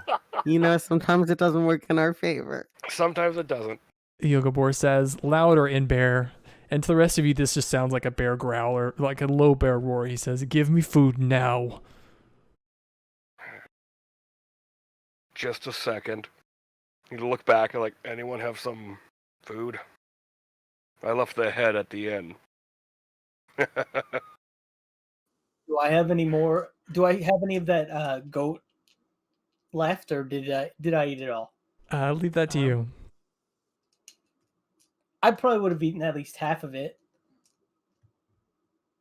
Let me roll a d6. Yeah, I still have a piece. I love that you actually roll the dice. That's great. I'll just wave Rogar, like, just come closer, stay low, give it to me. Yeah, I'll come up right behind Guardian, but kind of hide behind him, and then hand him the piece of meat. Wargar, you look around the corner and you see a bear that, if it stood up, would probably be close to like 9 feet tall. It looks huge, and its eyes are just burning with hatred. I want to use divine sense one more time.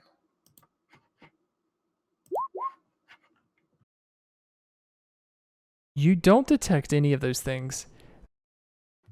Okay, Well, so let me append that. The frozen lake here, you feel a sense of good and hollowness.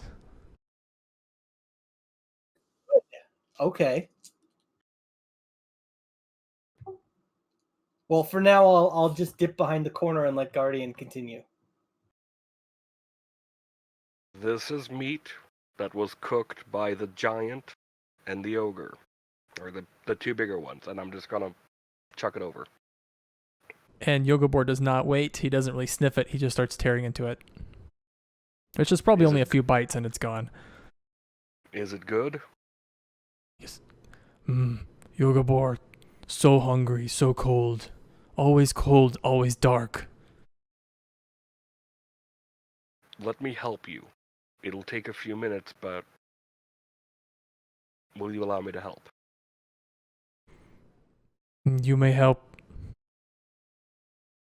Rogar, go get some more meat. At least 1/4 of it. Yeah, Rogar will go back and try to grab another piece of meat from Friend. And friend readily gives it to you, and he seems very enamored with you, like trying to reach up and pet your horns. Well, thank you, Friend. Delicious. This is delicious. And as Rogar is away, Doug turns to you, Virian and Laja, and he goes, "You speak bear too?"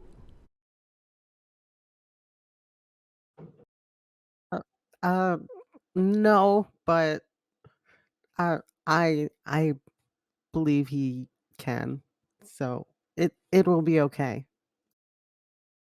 You see, there's a bunch of shoulder gesturing, his hand moving around as you just hear roars coming from Guardian, grunts.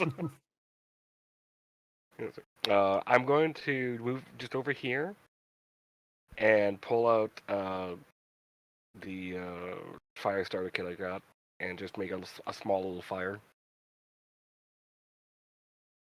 In this back area of the cave, it's actually extra cold, but the fire does help start to push back some of it. And you see, after a small amount of time has passed, some of the ice, like in the frozen lake, begin to melt and stuff, or start to crack. And See, Yogobor moves twice. over closer to the fire.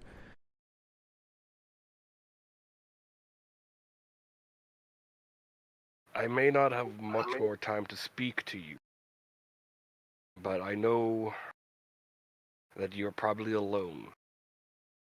The two that live here with you are friendly.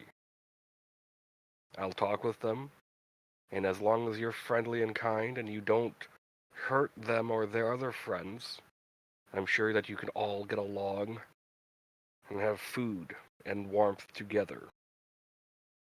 It's better than being alone, dying alone.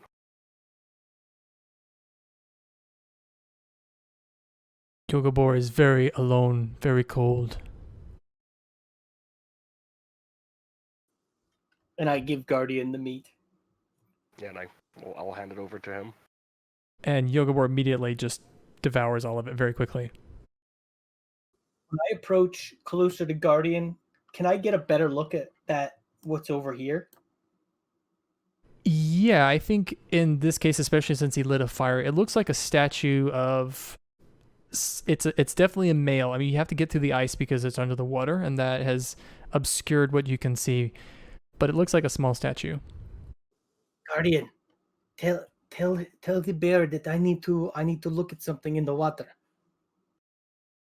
Let's just make sure the bear's not going to eat you first.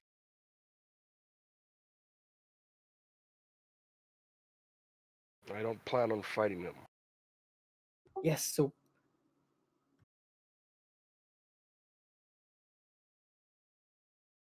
Do you think that's something we can work with?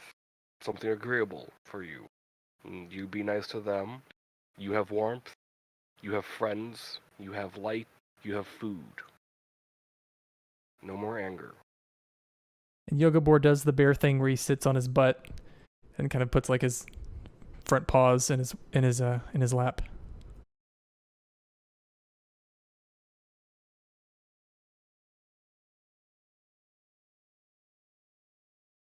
He does seem considerably calmer, but there is still kind of a wild look in his eyes. Or you could travel with me. Get to go around and eat some people that deserve it. Like a dwarf in a hut. This is home. Humans long gone, but this is home. I don't want to make you leave your home, and I don't want to hurt you in your home. I want everyone here to get along.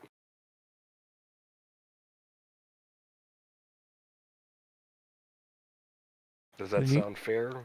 You hear him look past you. He looks past you and he kind of lets out a low growl, and his front claws curl and dig into the stone beneath them.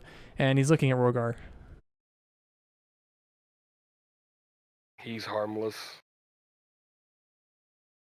No one's here to hurt you. Most of the time, I'm the one that they send in first to hurt everyone else.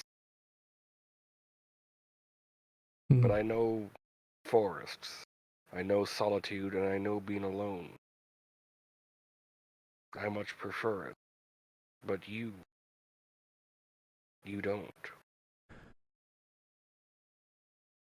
Why is it so cold so long?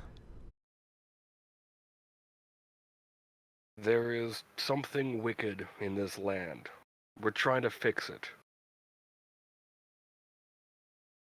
And if we do, the cold should go away, and you'll see green again.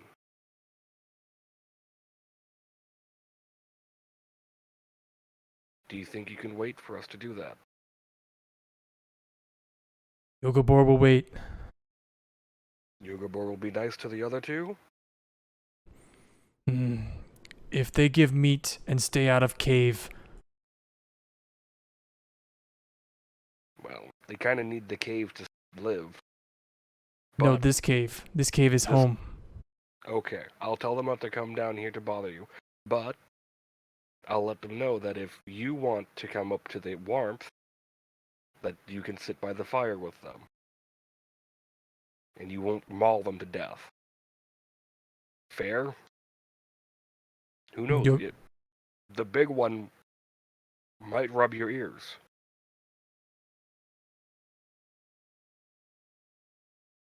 I know some bears like that. Big belly rubs. And he'll just like rub his stomach. Yoga Boar says, "We'll try." Okay. I'll make sure to visit. Before I lose this chance to talk, the man on a cart from the town or the huts, do you know anything about that?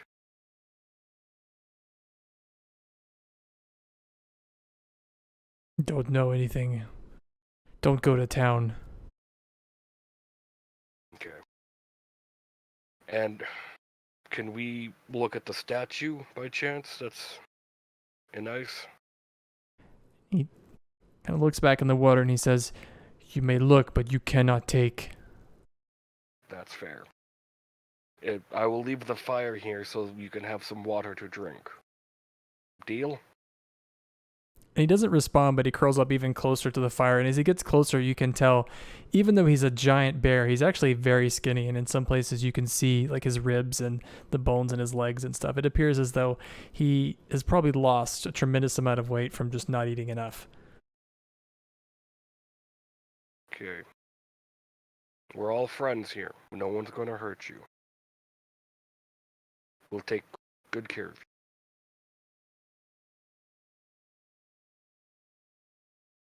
And he'll just look to Rogar. It's like, allowed to look, not to take.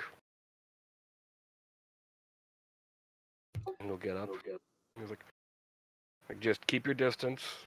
And if things look like he's going to eat you, just run. Rogar will move past and get a closer look at the statue in the water.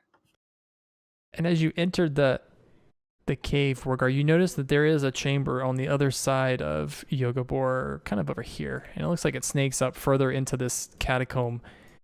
But as you get closer, you can see into the water. If you can give me a religion check, please.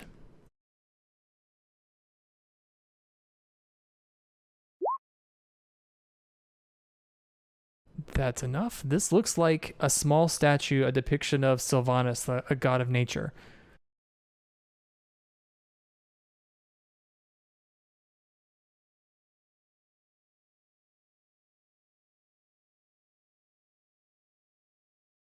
It does kind of track with what you've seen so far. This was probably a cave that was used as a burial chamber or a tomb of some sort, and this is probably a part of an altar or something like that might have fallen or caved in at some point. It does look very, very old, though. Okay. As I go past to rejoin the group, I'm going to try to get a better look at what's over here. If there's anything that piques my interest. You'd have to get around Yogobor, but you have the feeling that if you worked your way around this area, you could probably snake around and go past him without actually going through his cave. Okay. Rorgard tells the group what he saw. And then I think he's gonna attempt to go up that way a little bit and take a look. There are this chamber that you're in, this circular part. The ceiling actually lowers quite a bit from the cave that you were in, that Doug and friend were in. It goes down from 20 feet to like 8 feet, and this is very deliberately carved. And these niches were probably had something remains of some sort, but they've definitely been cleared out. You don't even see bones or anything at all. There's just a thick layer of dust and ice.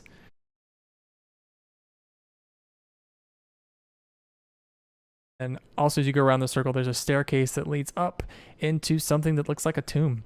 Ahead of you, you see something that looks like 7 feet by 4 feet wide, and it's about 3 feet tall. It looks like a tomb. There are all sorts of iconography and pictures carved into the surface of this chamber.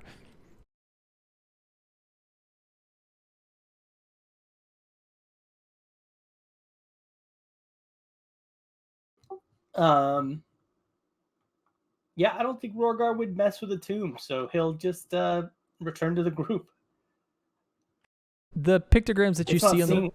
Oh, go ahead. It's not singing to me, is it? No, it's not singing. You don't hear any humming or buzzing or anything, no. But the chamber to your left, there's like a small corridor that goes down to Yogobor's cave. There's also another passageway that goes to the right. And the pictograms you notice on the wall, they're actually they're illustrated in lots of detail, and they look almost human. They look like they're humans. And there's all sorts of, illustrations of them moving across the tundra, like wearing skins, killing animals. And there's a lot of larger drawings of it looks like a female, and she's like throwing bolts of lightning, throwing fireballs and everything. Most of the illustrations in this tomb look like they're of this person. That female match the statue I just saw, or does that match the of the Frostmaiden? No, this looks something different. The statue you saw before was a male Sylvanas. You have probably known of Sylvanas in some like your paladin training. He's a god of nature. This looks like some sort of human. And actually, you're looking at this, the way these people are dressed. They're dressed a lot like Issa.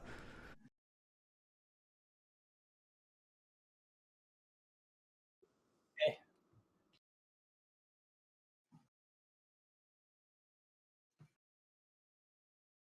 I'll return to the group. So Doug,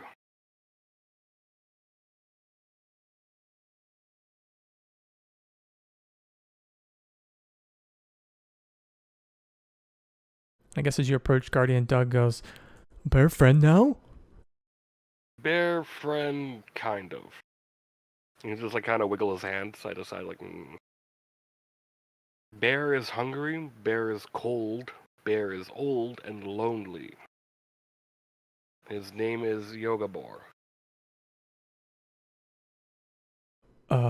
Yogi Bear?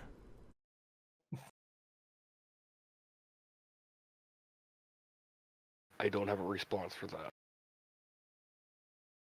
But share with him food, share with him warmth, and share him company. But that part of the cave is his. That's his home.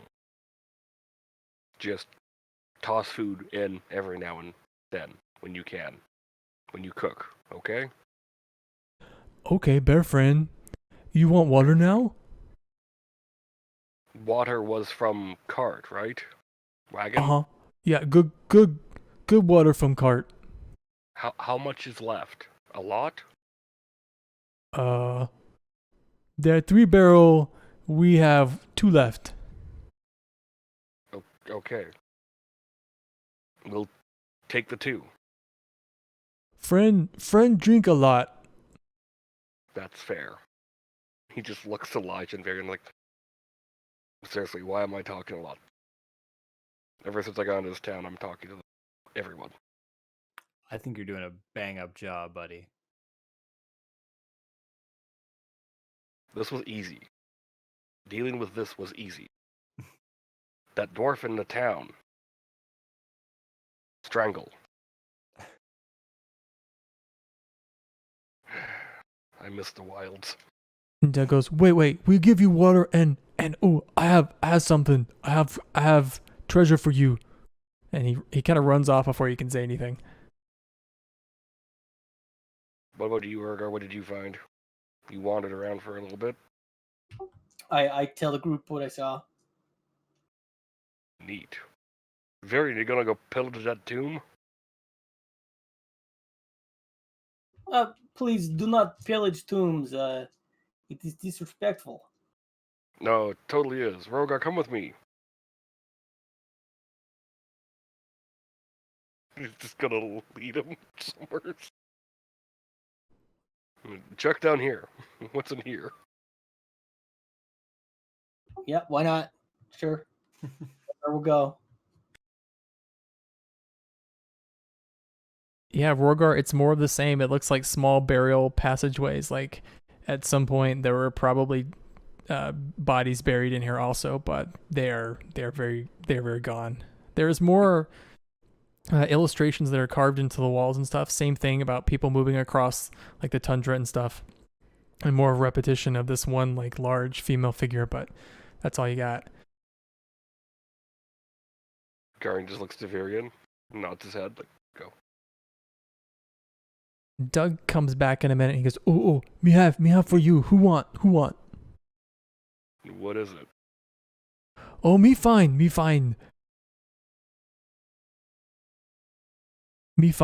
It come from sky. No. Boat come from sky. Can I see it? And he hands it to you, and it's like a piece of cloth that's wrapped up of something, and he drops the whole thing into your hand. Oh, I'll open it. It looks like a piece of metal that's been crafted. You can tell someone crafted this into, some sort of item. Laja, actually, you have. I'm gonna check your character sheet because that's what I do every time we play. I You do have- have proficiency in smith's tools. You have a dwarf. Yeah. You have a dwarven thing too. Stone cutting? Yeah. Is okay. it made out of stone? You recognize, well, you look at this and you immediately realize that this metal is not anything that could have been from this world. Your dwarven senses immediately tell you that this thing is a foreign object from this world. Could I see that? Sure. I'll just hand it over to Elijah. I'm gonna look it over on all sides. See if anything about it stands out other than the obvious. It's very Maybe light what shape considering it's the in? size. Considering the size of the metal, it's very light.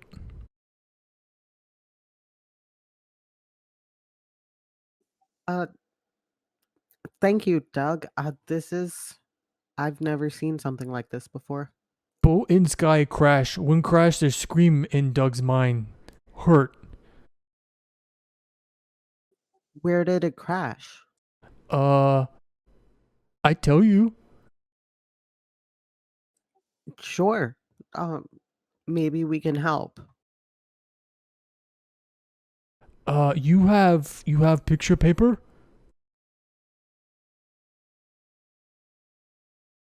I'm checking to see. I will pull out my prayer book and go to the back and hand over my probably very small pen to this very large man.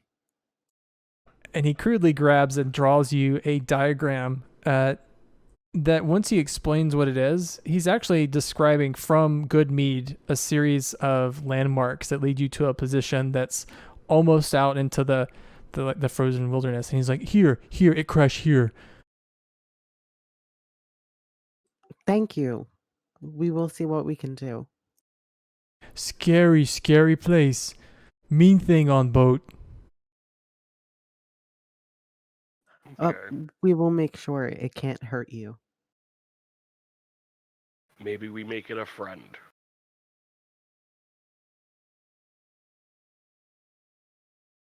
At first I made a joke, but now I might be serious. We can see what we can do. Okay, well, Doug, do you want to take us to those barrels? The sweet water? Doug show you water. And Doug leads you over you guys to 3 barrels that are actually just right over here.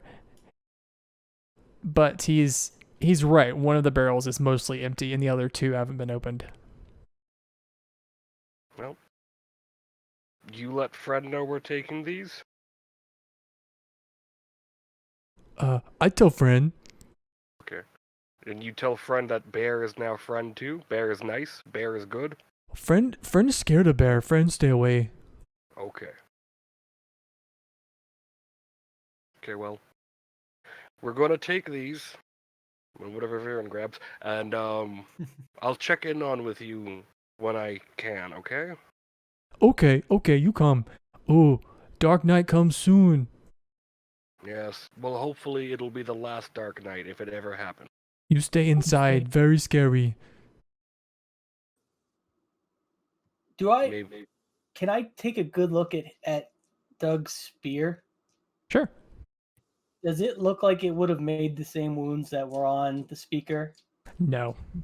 Okay, perfect. The spear it's giant sized, and the wounds that you saw on the speaker were about, like knife sized.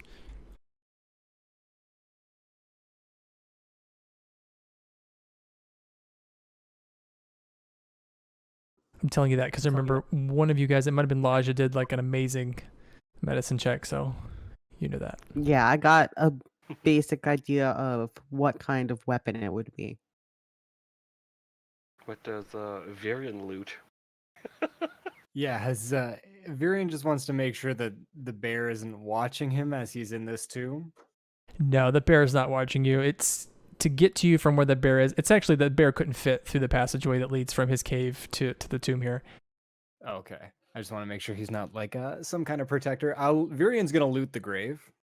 You actually cannot push open the grave. It is a stone.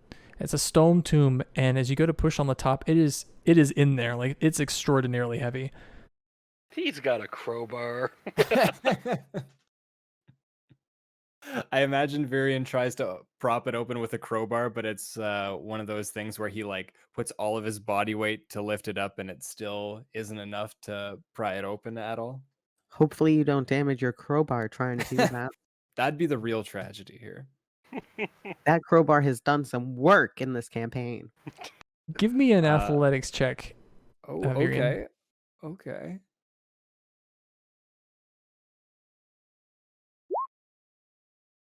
Yeah, you don't move it, but you know that if you had probably one other person helping you, you could move it. Varian's just gonna pop out, just into the doorway and kind of give like, raise the eyebrows over at Guardian. Laja, can you and Rogar go eat some more meat? Get some more rations for yourselves. Uh, sure. I guess. Excellent. I will be along to collect the barrel. What is it? Have you not opened it yet? You had good luck last time. I don't weigh enough to open it, so I'm hoping that I can borrow some of your weight to crack this baby open. Okay, you assist me. Okay. Advantage? Yeah, you guys will get advantage. Just give me. That's probably an athletics check. 23. 23. Yeah. So what happens is the stone block, which is the top of this tomb, you guys together using the crowbar and then guardian strength, you manage to pry it loose and push it off. And what you see are the remains of some kind of tribal chieftain. She is obviously very old, so it's old to the point there's only some of her clothing left and then a layer of dust. Clutched in her hand looks like some kind of orb. It's like a small orb. And also in her right hand, it's like some kind of wand or staff. I mean, it'd be rude not to take it. Gary just looks in like, huh. How did you get your sword last time, if it was so difficult this time?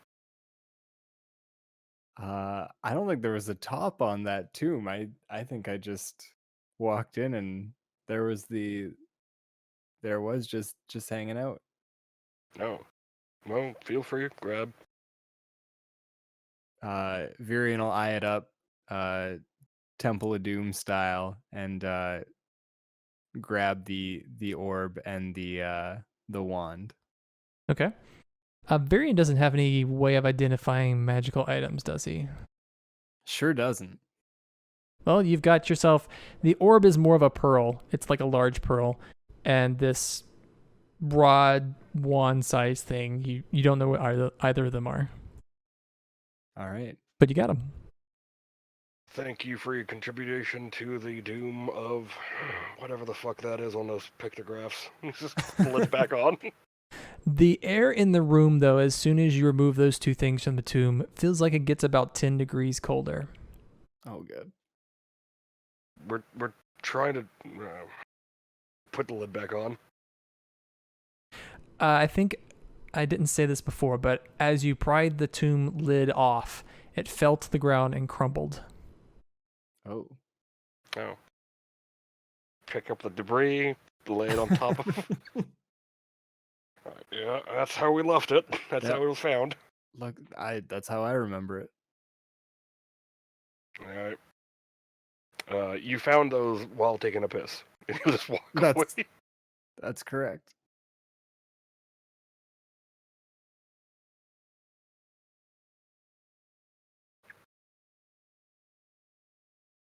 Hello, barrels. Doug? At this point, yeah, Doug has brought out the barrels along with Friend. It's gonna. About these barrels is they're very heavy. So like they're about 200 pounds. It's gonna look to Friend and is like, okay. Friend good, Guardian good, Laja good, Virion good, Rorgut good, Doug good, Bear now good. Everyone friend now. good. Yes, we're all friends now. We miss you, Rogut. Don't worry, he'll be back one day. We want to stop the long night. No more hiding. I will visit.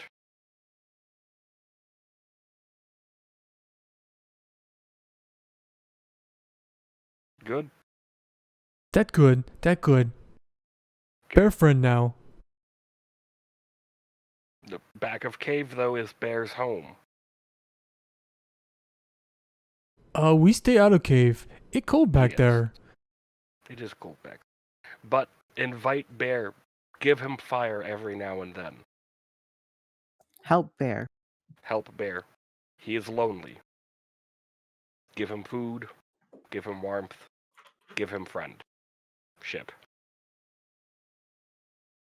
We do. We stay away from town. They don't like us. I don't like the town either. Okay. You ever want to kill town, you let know. Doug no like town. I'll let you know. Guardian is just gonna try and hoist up the 2 barrels. Like, okay. Can you tell me? I don't know if Guardian at this state if he could carry both. He could definitely carry one, but he'd probably have to get like 2 of the others to carry the other one. I imagine he's gonna have to have one and like strap it to his back, and the other one's just on his front. And he's just slow walking it. How about if he's carrying both barrels, he's moving at half speed, and okay, just to be a jerk here, if he carries those 2 barrels all the way back to town by himself, he's gonna have 1 level of exhaustion. That's fine. I got an 18 in strength. I'm a strong boy. Okay. The difficulty is Still- the snow, and they're very heavy. Yeah.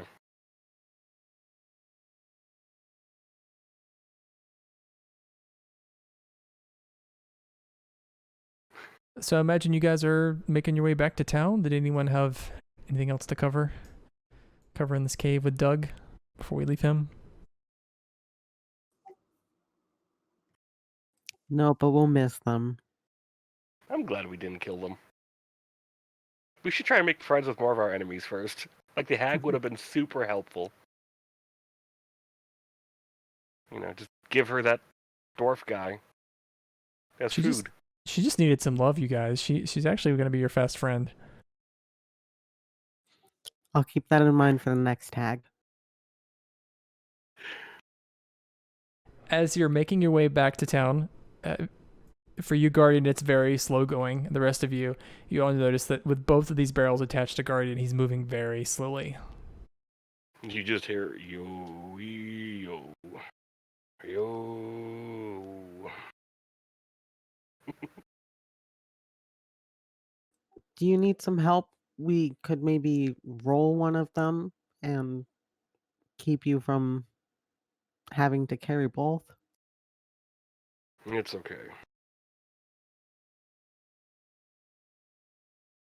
Plus, this way, I just get to stay in the back.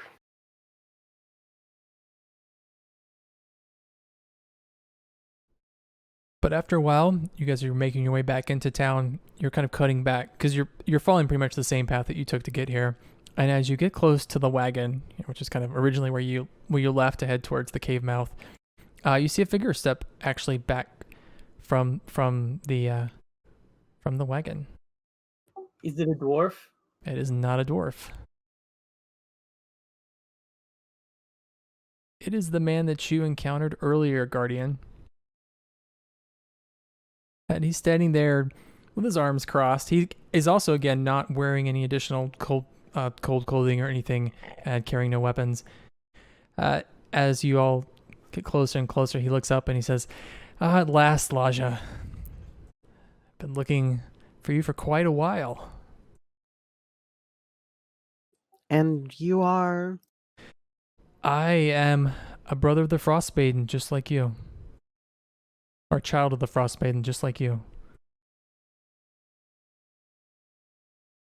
What? I'm not sure what you mean. Haven't you wondered in your time here how the cold doesn't touch you quite like it does others?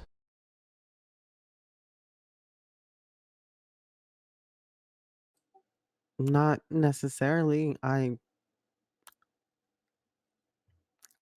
can't say that I've noticed much of a difference. Everybody has trouble around here. You were born under the sign of the Frostmaiden, just like myself. There are several of us here in the Dale, And Oriel the Frostmaiden finds joy in the conflict of her children. It makes her happy to see us fight to see who can be the strongest. I've been traveling through the 10 towns for quite some time now, killing others like us. And then for each one that I fill, I become stronger. You see, the night of the Frostmaiden is upon us.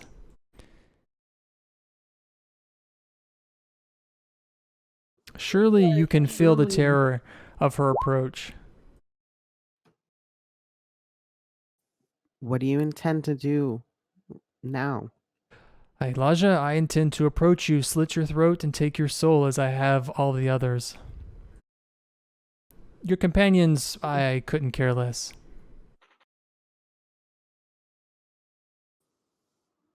Rorgar's gonna just casually step in front, in between them. I'm not just going to sit here and let you do whatever it is you want to do. You know that, right? If fight you must, then you'll just die longer than the others before you.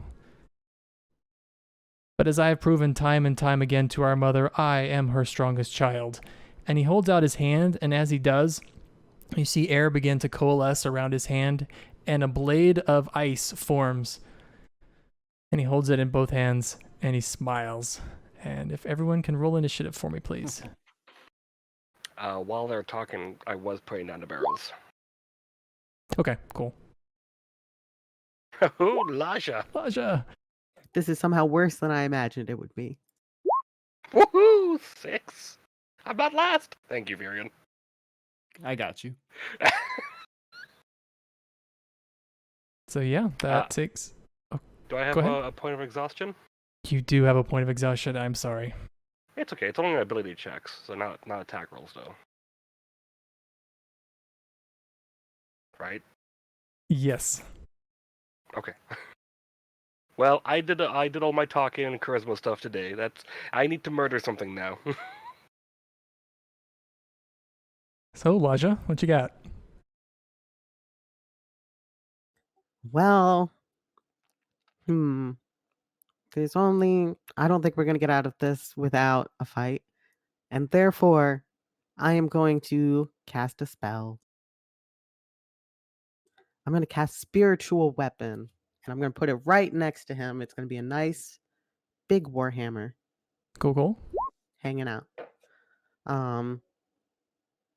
And then that means I get to have it make one attack against him. I don't know if a 10 will do it. 10 will not do it, unfortunately. No.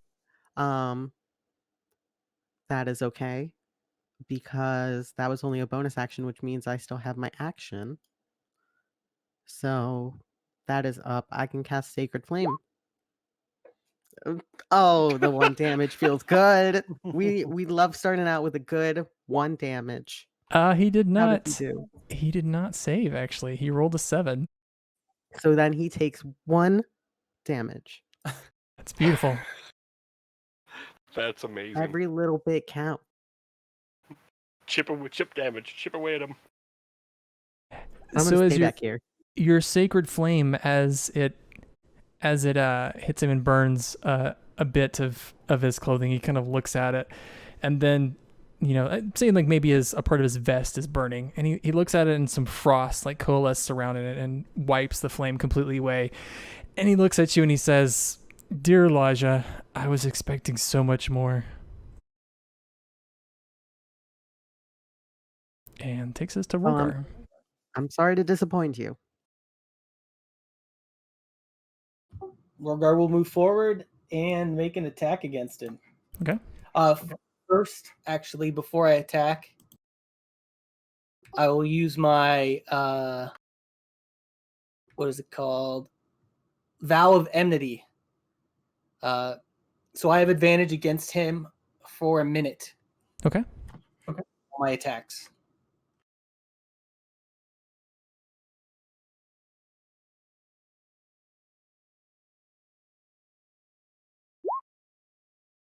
A 22 will certainly hit.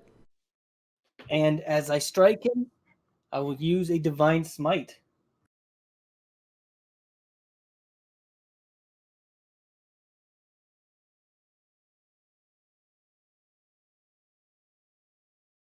Ooh. So there's 13 damage plus 2d8 radiant damage.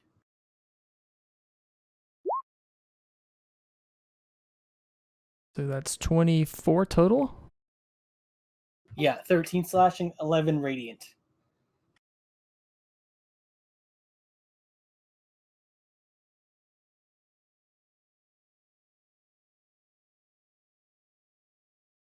All right, so a lot of things are going to happen here with this attack, Rogar. First of all, as you attack him, when your sword strikes him, of course, there's that burst of holy energy as you hit him. But suddenly frost reaches its way up your sword and strikes you. You take 10 cold damage. Ooh. I am resistant to cold damage. Okay. And then immediately after, he looks at you and gives you a wink, and then the snow around you actually kind of reaches up and forms into ice and coalesces around your leg. You take 2d10 cold damage.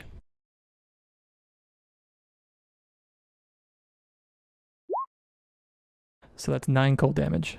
Reduced to 5. Yeah. Is it round up or round down we're supposed to do damage? Round down, right, for damage? Round up. You always round up. Okay. Is it that? Because I've always been rounding Wait, down. no. I think you round down. But I'll let you take more damage if you want to take more damage. Take the extra HP.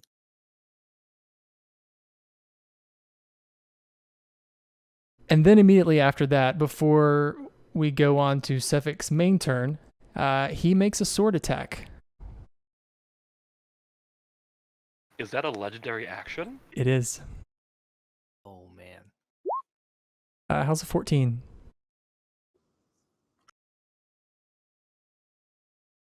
Imagine a 14 is probably a miss. Yeah, that's a miss.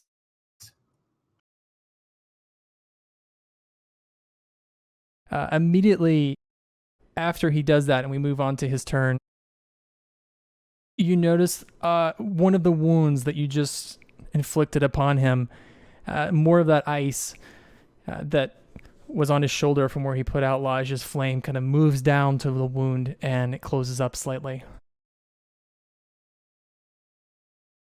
And then he takes that frozen sword that he's got and he attacks you twice with it.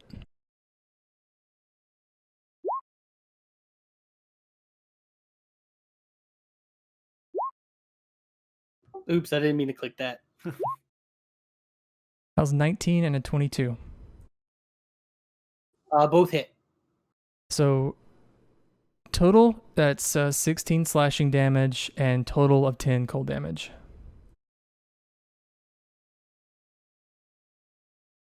Okay, I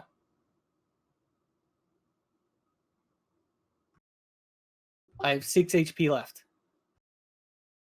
And that is actually it for Sefik's turn. So it takes to you, Guardian. He's not moving? He's not moving. Damn it. Sorry. He had guys with him earlier. I want to look around and see if I can spot anyone. You don't see anyone. I just looked at Varian and it's like, keep your eyes open. He might have an ambush. Need to Alright. measure. I can't get to him. Well, shit.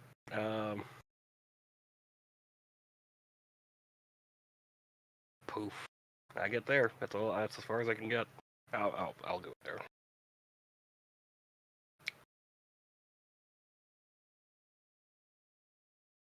And are you doing anything else, Guardian? I'll prepare an attack. Yeah. I'll prepare an attack if he gets closer to me. But I can't do anything else. After you charge forth, Sefik in a flash kind of disappears into a puff of what looks like frost. and reappears right beside Laja. I don't get a attack of opportunity against that. No, because it's a magic spell.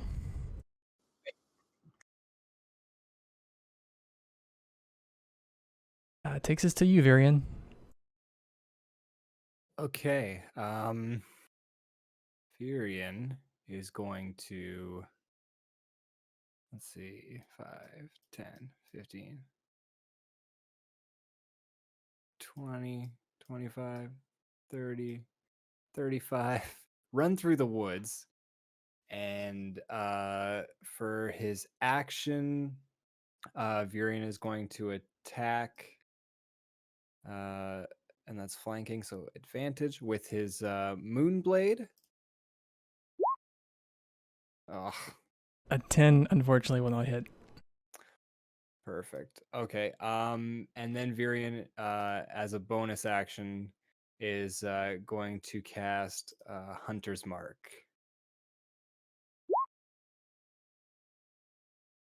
So advantage on any wisdom and or perception and survival checks to find the target, and an extra d6 damage whenever I hit on him. Okay. Give me a dexterity save, please.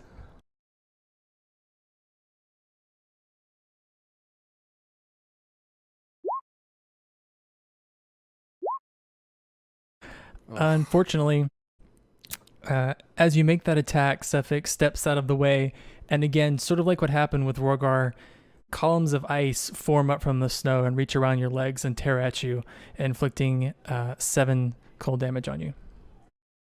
Okay.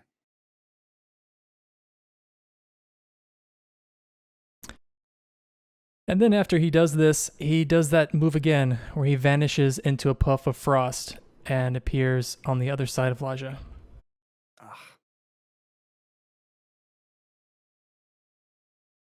But I believe that takes us to you, Laja.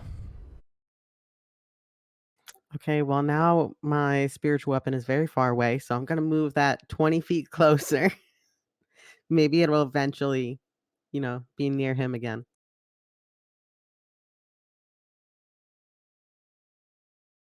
There it is.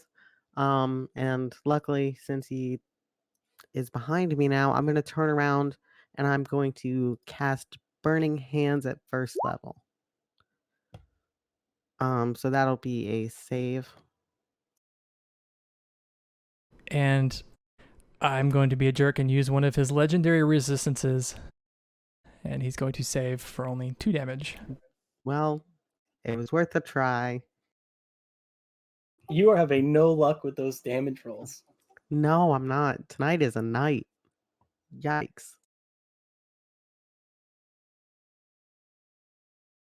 You know what? We'll just flavor it as Laja is very scared right now and overwhelmed. Sometimes you get nervous. As you make this cone of fire, like right in his face, he raises a block of ice, and just the block of ice catches all the fire.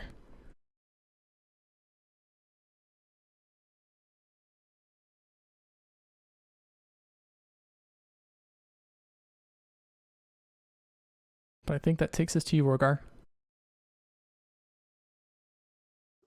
Laja's AC. 17.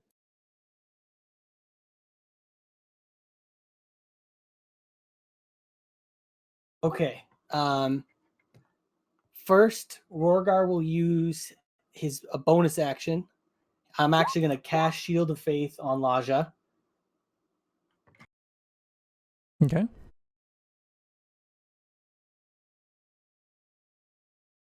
And I put that little lightning bolt on me, so I remember I'm concentrating on that. Then he's going to use Lay on Hands to heal himself for 19 hit points.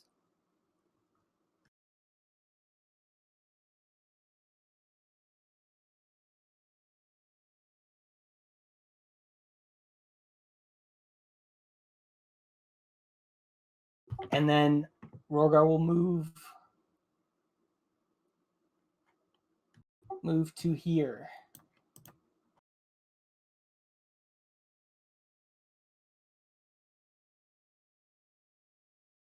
Let's see. And that's it. See, After you move, Rogar, as you get close, Sefik does that thing where he vanishes again.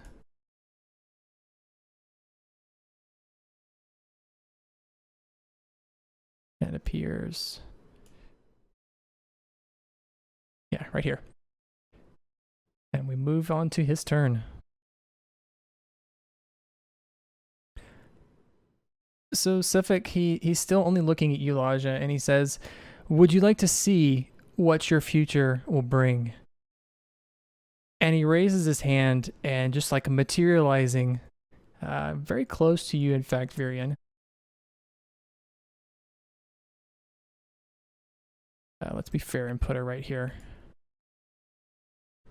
It looks like a human female, but she's obviously a ghost. She's mostly translucent, and you can tell from her face that she looks like she's in pure, just total agony. And she makes a motion towards you, Virion, and as she appears, your sword, the moonblade, just goes crazy. It starts whistling, humming. It does not like her at all. And she moves in. Do I do the same? Considering material? I'm sorry?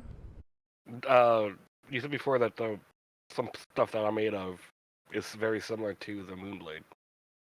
No, you're not responding in the way the moonblade is. Okay.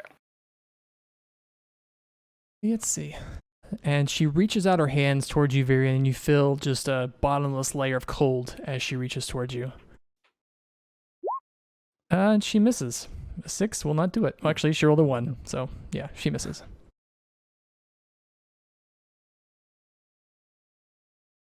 But that takes us to you, Guardian. Garn's just gonna look over at him.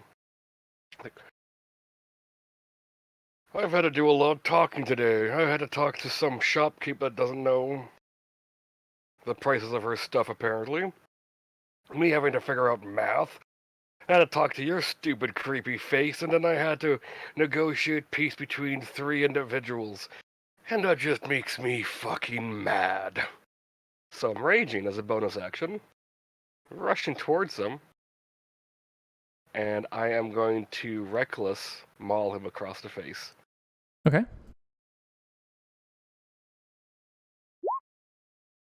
I don't know why that didn't do with advantage, but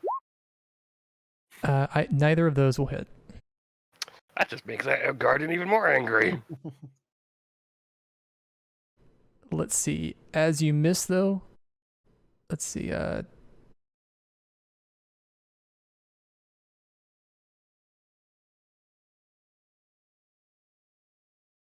Yeah, I'm not gonna do that. Okay. But he does vanish again in a puff of like frost, and he appears again on the other side of Laja. Oh, you piece of shit, Steven. It's gonna be one of those fights, y'all. Takes us to you, Virion. I guess Virion's going to attack this ghost with the Moonblade. Oh my god. Yeah, that's not gonna do it. Sorry. No worries. And that's about all he's got in his arsenal, so that's that.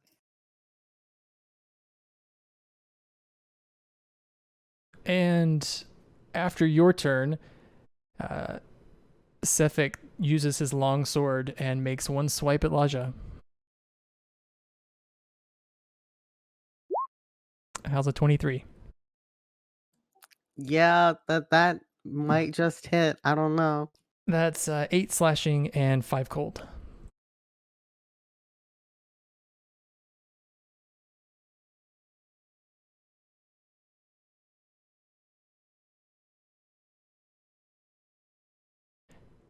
And I believe that takes us to you, Laja. I am going to move my spirit weapon over and attempt to bonk. Just hit his smug little face. Please hit his smug little face. You do. Beautiful. That's 10 force damage. You use the force, that Laja. would- Hmm? I said use the force. Yes. And that's my bonus action, which means I can take out my hammer and also attempt to hit him. It's hammer time. 20 will hit. Still getting hit with those lovely damage rolls, but you know what? It's better than nothing. I mean, that'll work. He does look at you, though, and snap his fingers, and just like as it's done to the others, some ice or some snow forms an ice pillar around your leg. And if you can give me a dex save, please.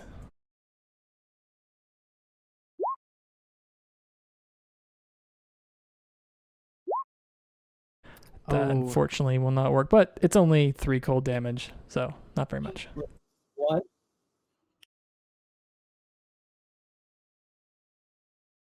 Could have been worse. But I believe that takes us to you, Vorgar. Okay. Rorgar will step forward. And since I still have my vow of enmity, I will attack with advantage.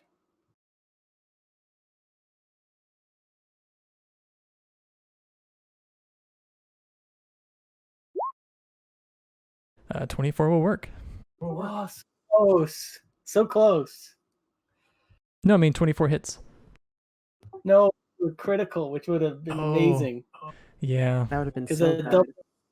doubles the smite damage too.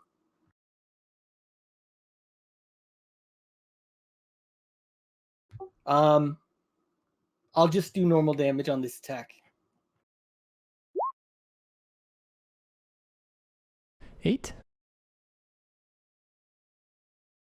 Yeah, that's it.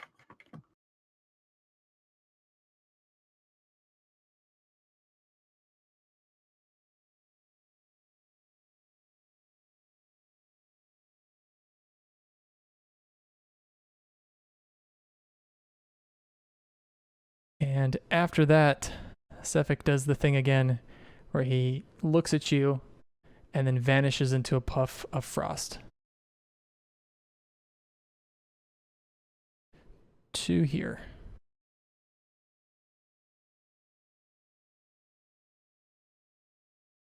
And I believe that takes us to his turn.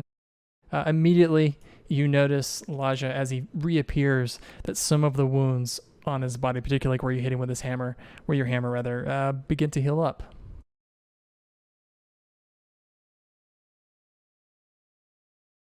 Good to know. And he looks at you, Laja, and he's still got one hand holding his sword, the other hand he kind of makes a throwing motion at you. And as his hand reaches the end of that throw, an ice dagger forms and flies across the air at you. And he does that twice. 10 and a 24 The 24 hits. for 5 piercing and 5 cold. Okay, I realized I forgot to do concentration checks the last time I got hit too. So I will Yeah, just do 1. It's okay. just one. You sure? Okay. Yeah, just do 1. Okay. We keep up the bunk. And his I just ghost wanna hit friend him. is actually going to take. Actually, the ghost looks over at you, Guardian, and when she does, you remember that banshee that you saw in the forest, and you had that bit of sort of empathy when you saw her. Well, you feel a bit of empathy for this ghost. However, when she looks at you, you feel her mind being projected over your consciousness. If you can roll a charisma saving throw for me, please. Great.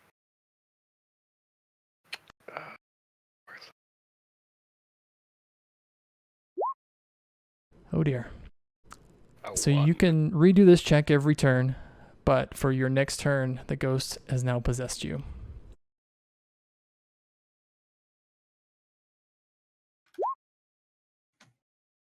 Which means that she can control you. Wait, But- can I give him my inspiration? Yeah, sure. I would strongly advise that.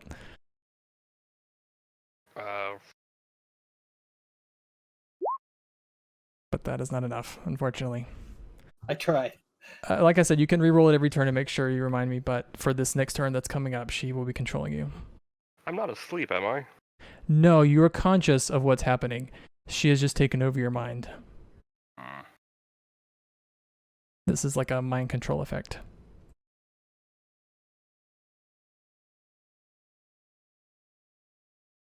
But I believe that's all we're doing here for the ghost. But we're gonna move over to Guardian. Unfortunately, I'm going to move Guardian here. And Guardian, you're still raging, right? Or did your rage end?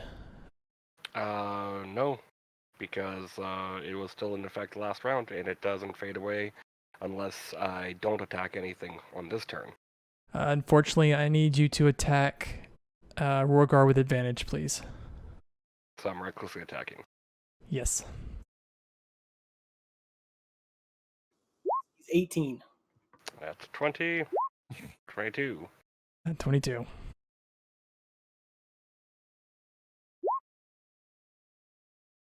Yeah, for 11 damage. Rorgar, you see Guardian swinging at you mindlessly, no longer in control of himself. The ghost's eyes glow like this strong white glow as her gaze is focused on you, Guardian. Is she elf or is she a human? She looks, well, she's a ghost, but she looked like when she was alive, she was a human. Oh, yeah, no sympathy towards her. It was only because the banshee had elf ears. You save now? Oh yeah, let's roll the save. Yeah. Right? Yeah, sure. 14. Actually, let me double check. I think a 14 actually works. Yep, 14, you break out of it. You are immune to her possession for the foreseeable future. But,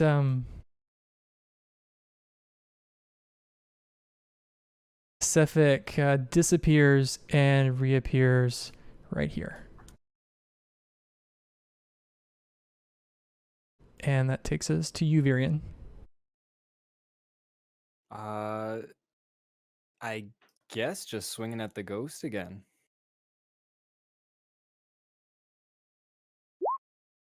That will hit. Perfect. So 10 damage, and finally I get to release my little penguin babies. And they are chomping at the bit to jump out of the ground and just start gnashing at some kneecaps on this ghost. As they attack her, you notice that their beaks seem to kind of go through her as they try to peck her. Oh. If you can roll an extra d8 for me, please. I sure can. So you've just revealed another part of Ira, as Ira has become more familiar with you. This sword does extra damage to the ghost, and you feel that it is particularly motivated to destroy undead. So basically, when you make an attack against undead, you also roll another d8. That is very, very good to know. Perfect. All right.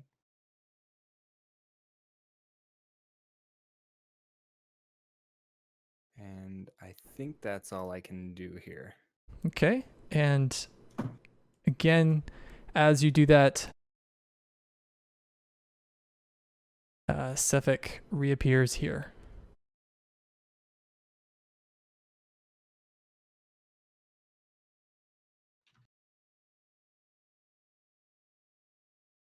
That takes us to you, Laja.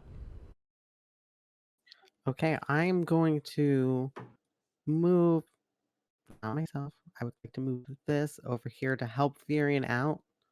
Because if I can't reach Sefik, I might as well try to assist with getting rid of this ghost. I don't think it hits a A ghost. 10 just barely misses. Okay. In which case, what shall I do? I am gonna cast Guiding Bolt on Sefik. Okay. A 13. Does he get any kind of resistance for that? Or no, this is an attack. That's right. A 13 does not hit. Yeah. Sometimes it'd be like that. Okay. In which case, I will stay near my allies. Unfortunately, your guiding bolt was not guided enough. Tonight is a night. Tonight's a mood. But when you do that, Sefik disappears and reappears here. Oh my god. I hate this man. I hate this man so much. Sneaky. I'm gonna break his legs. Takes us to you, Rogar. I'm playing in another game where I'm a dwarf, and this whole combat I've been counting out my movement as 25 feet instead of 30. Oh no. Yeah, level 5, I Use your can move full 40. movement. We'll just push forward. I have my Vow of Enmity still up for another 6 rounds, so I will continue to use it, and I will attack with advantage. Get him. He's gonna teleport again. Oh, god damn it. 17 will hit. And I think I'm just going to do it. I'm going to use my last spell slot to cast Smite.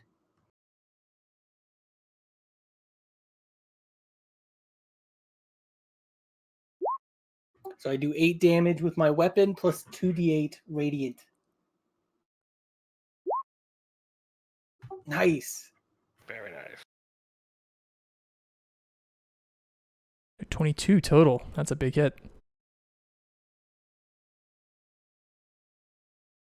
So he does 2 things. First of all, he uses that reaction to do that thing again where he makes the snow freeze up your leg. Do I If get a you could- dex save? Yeah, deck save.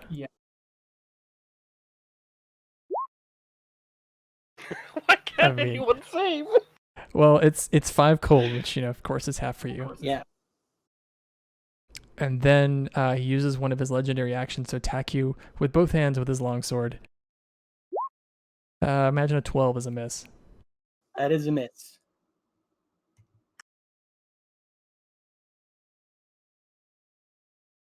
Oh, now it's his turn next. I hate this man.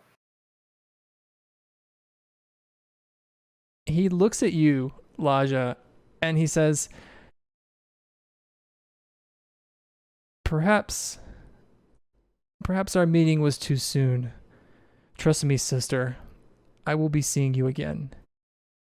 And he does that thing again where he vanishes in the frost, but he does not reappear. He's vanished away to somewhere else. The ghost, however, is still present. But that takes us to you, Guardian. Oh wait, actually, it's his turn, so she needs to attack. Let's see. She is going to turn on you, Virian, and she's trying to reach you with her hands again. How's 14?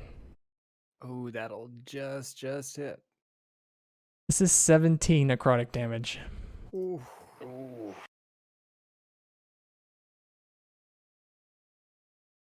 Yeah, that's not tasty. Now, Guardian, it's your turn.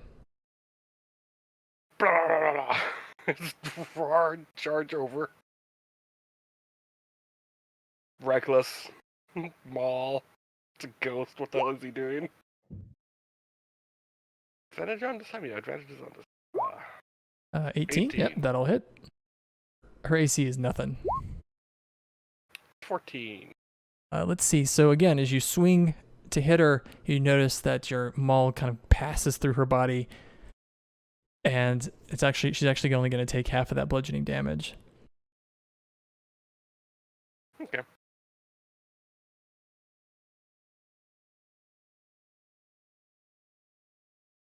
That's She lets out a shriek, though. I think that takes Yeah, us to Virian. She shrieks, I roar back as a bear.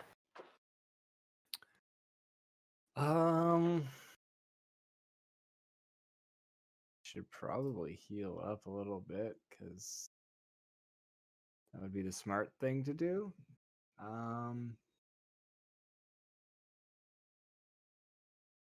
Yeah, I guess Virian's gonna cast Cure Wounds on himself. Okay. So 1d8 plus spellcasting ability, which is wisdom.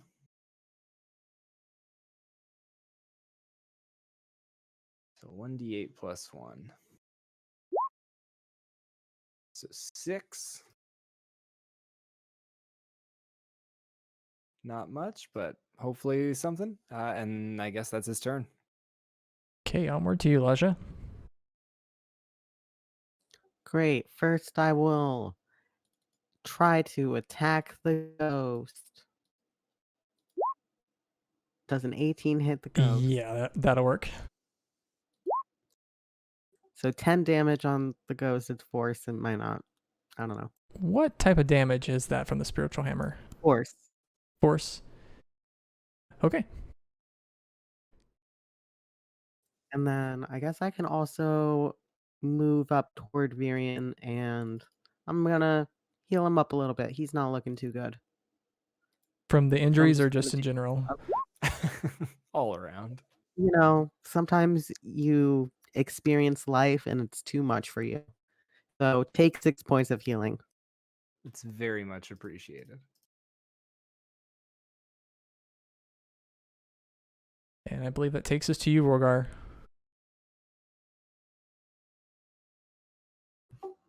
Okay, Rogar will move to here to flank the ghost and attack with the battle axe.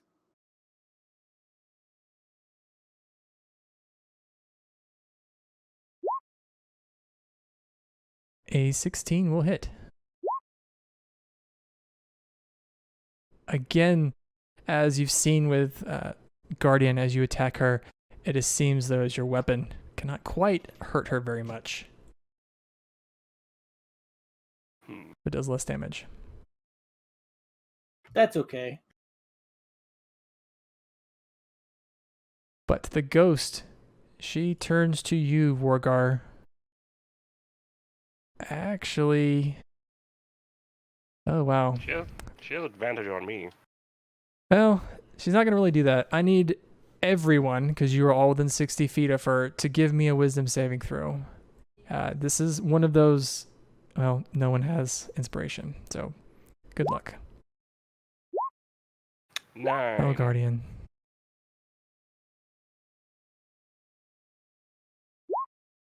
Oh, Rogar. Okay. So Guardian and Wargar, you were both frightened, which means that you cannot attack her. Let's see. Oh, only Rogar. Rogar, roll me a d4, please.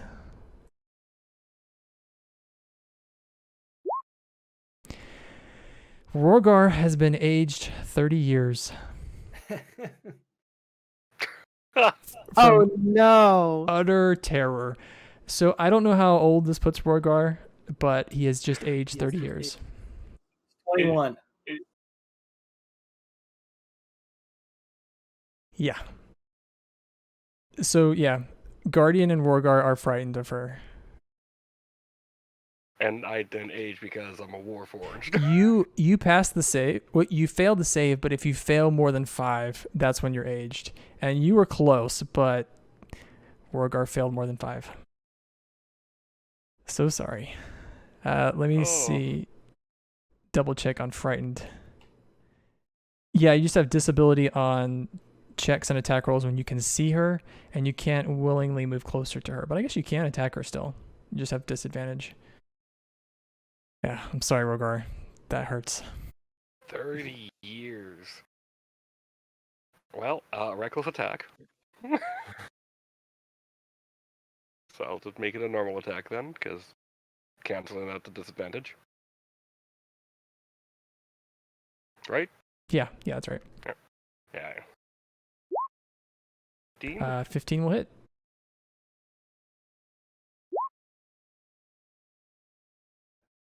With a scream, the ghost vanishes, dispatched to another plane.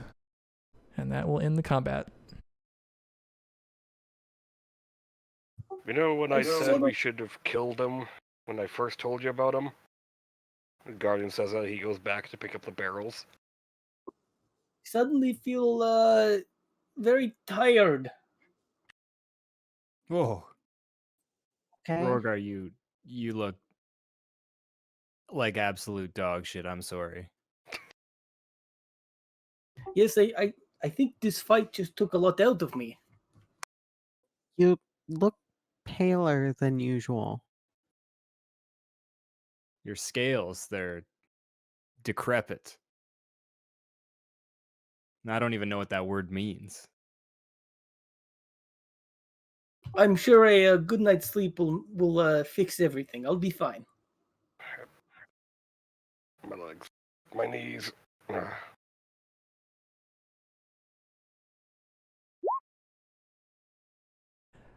But I think that is where we will call it for tonight. And we will pick up next time as you guys bring the barrels back to town with your now middle-aged Dragonborn.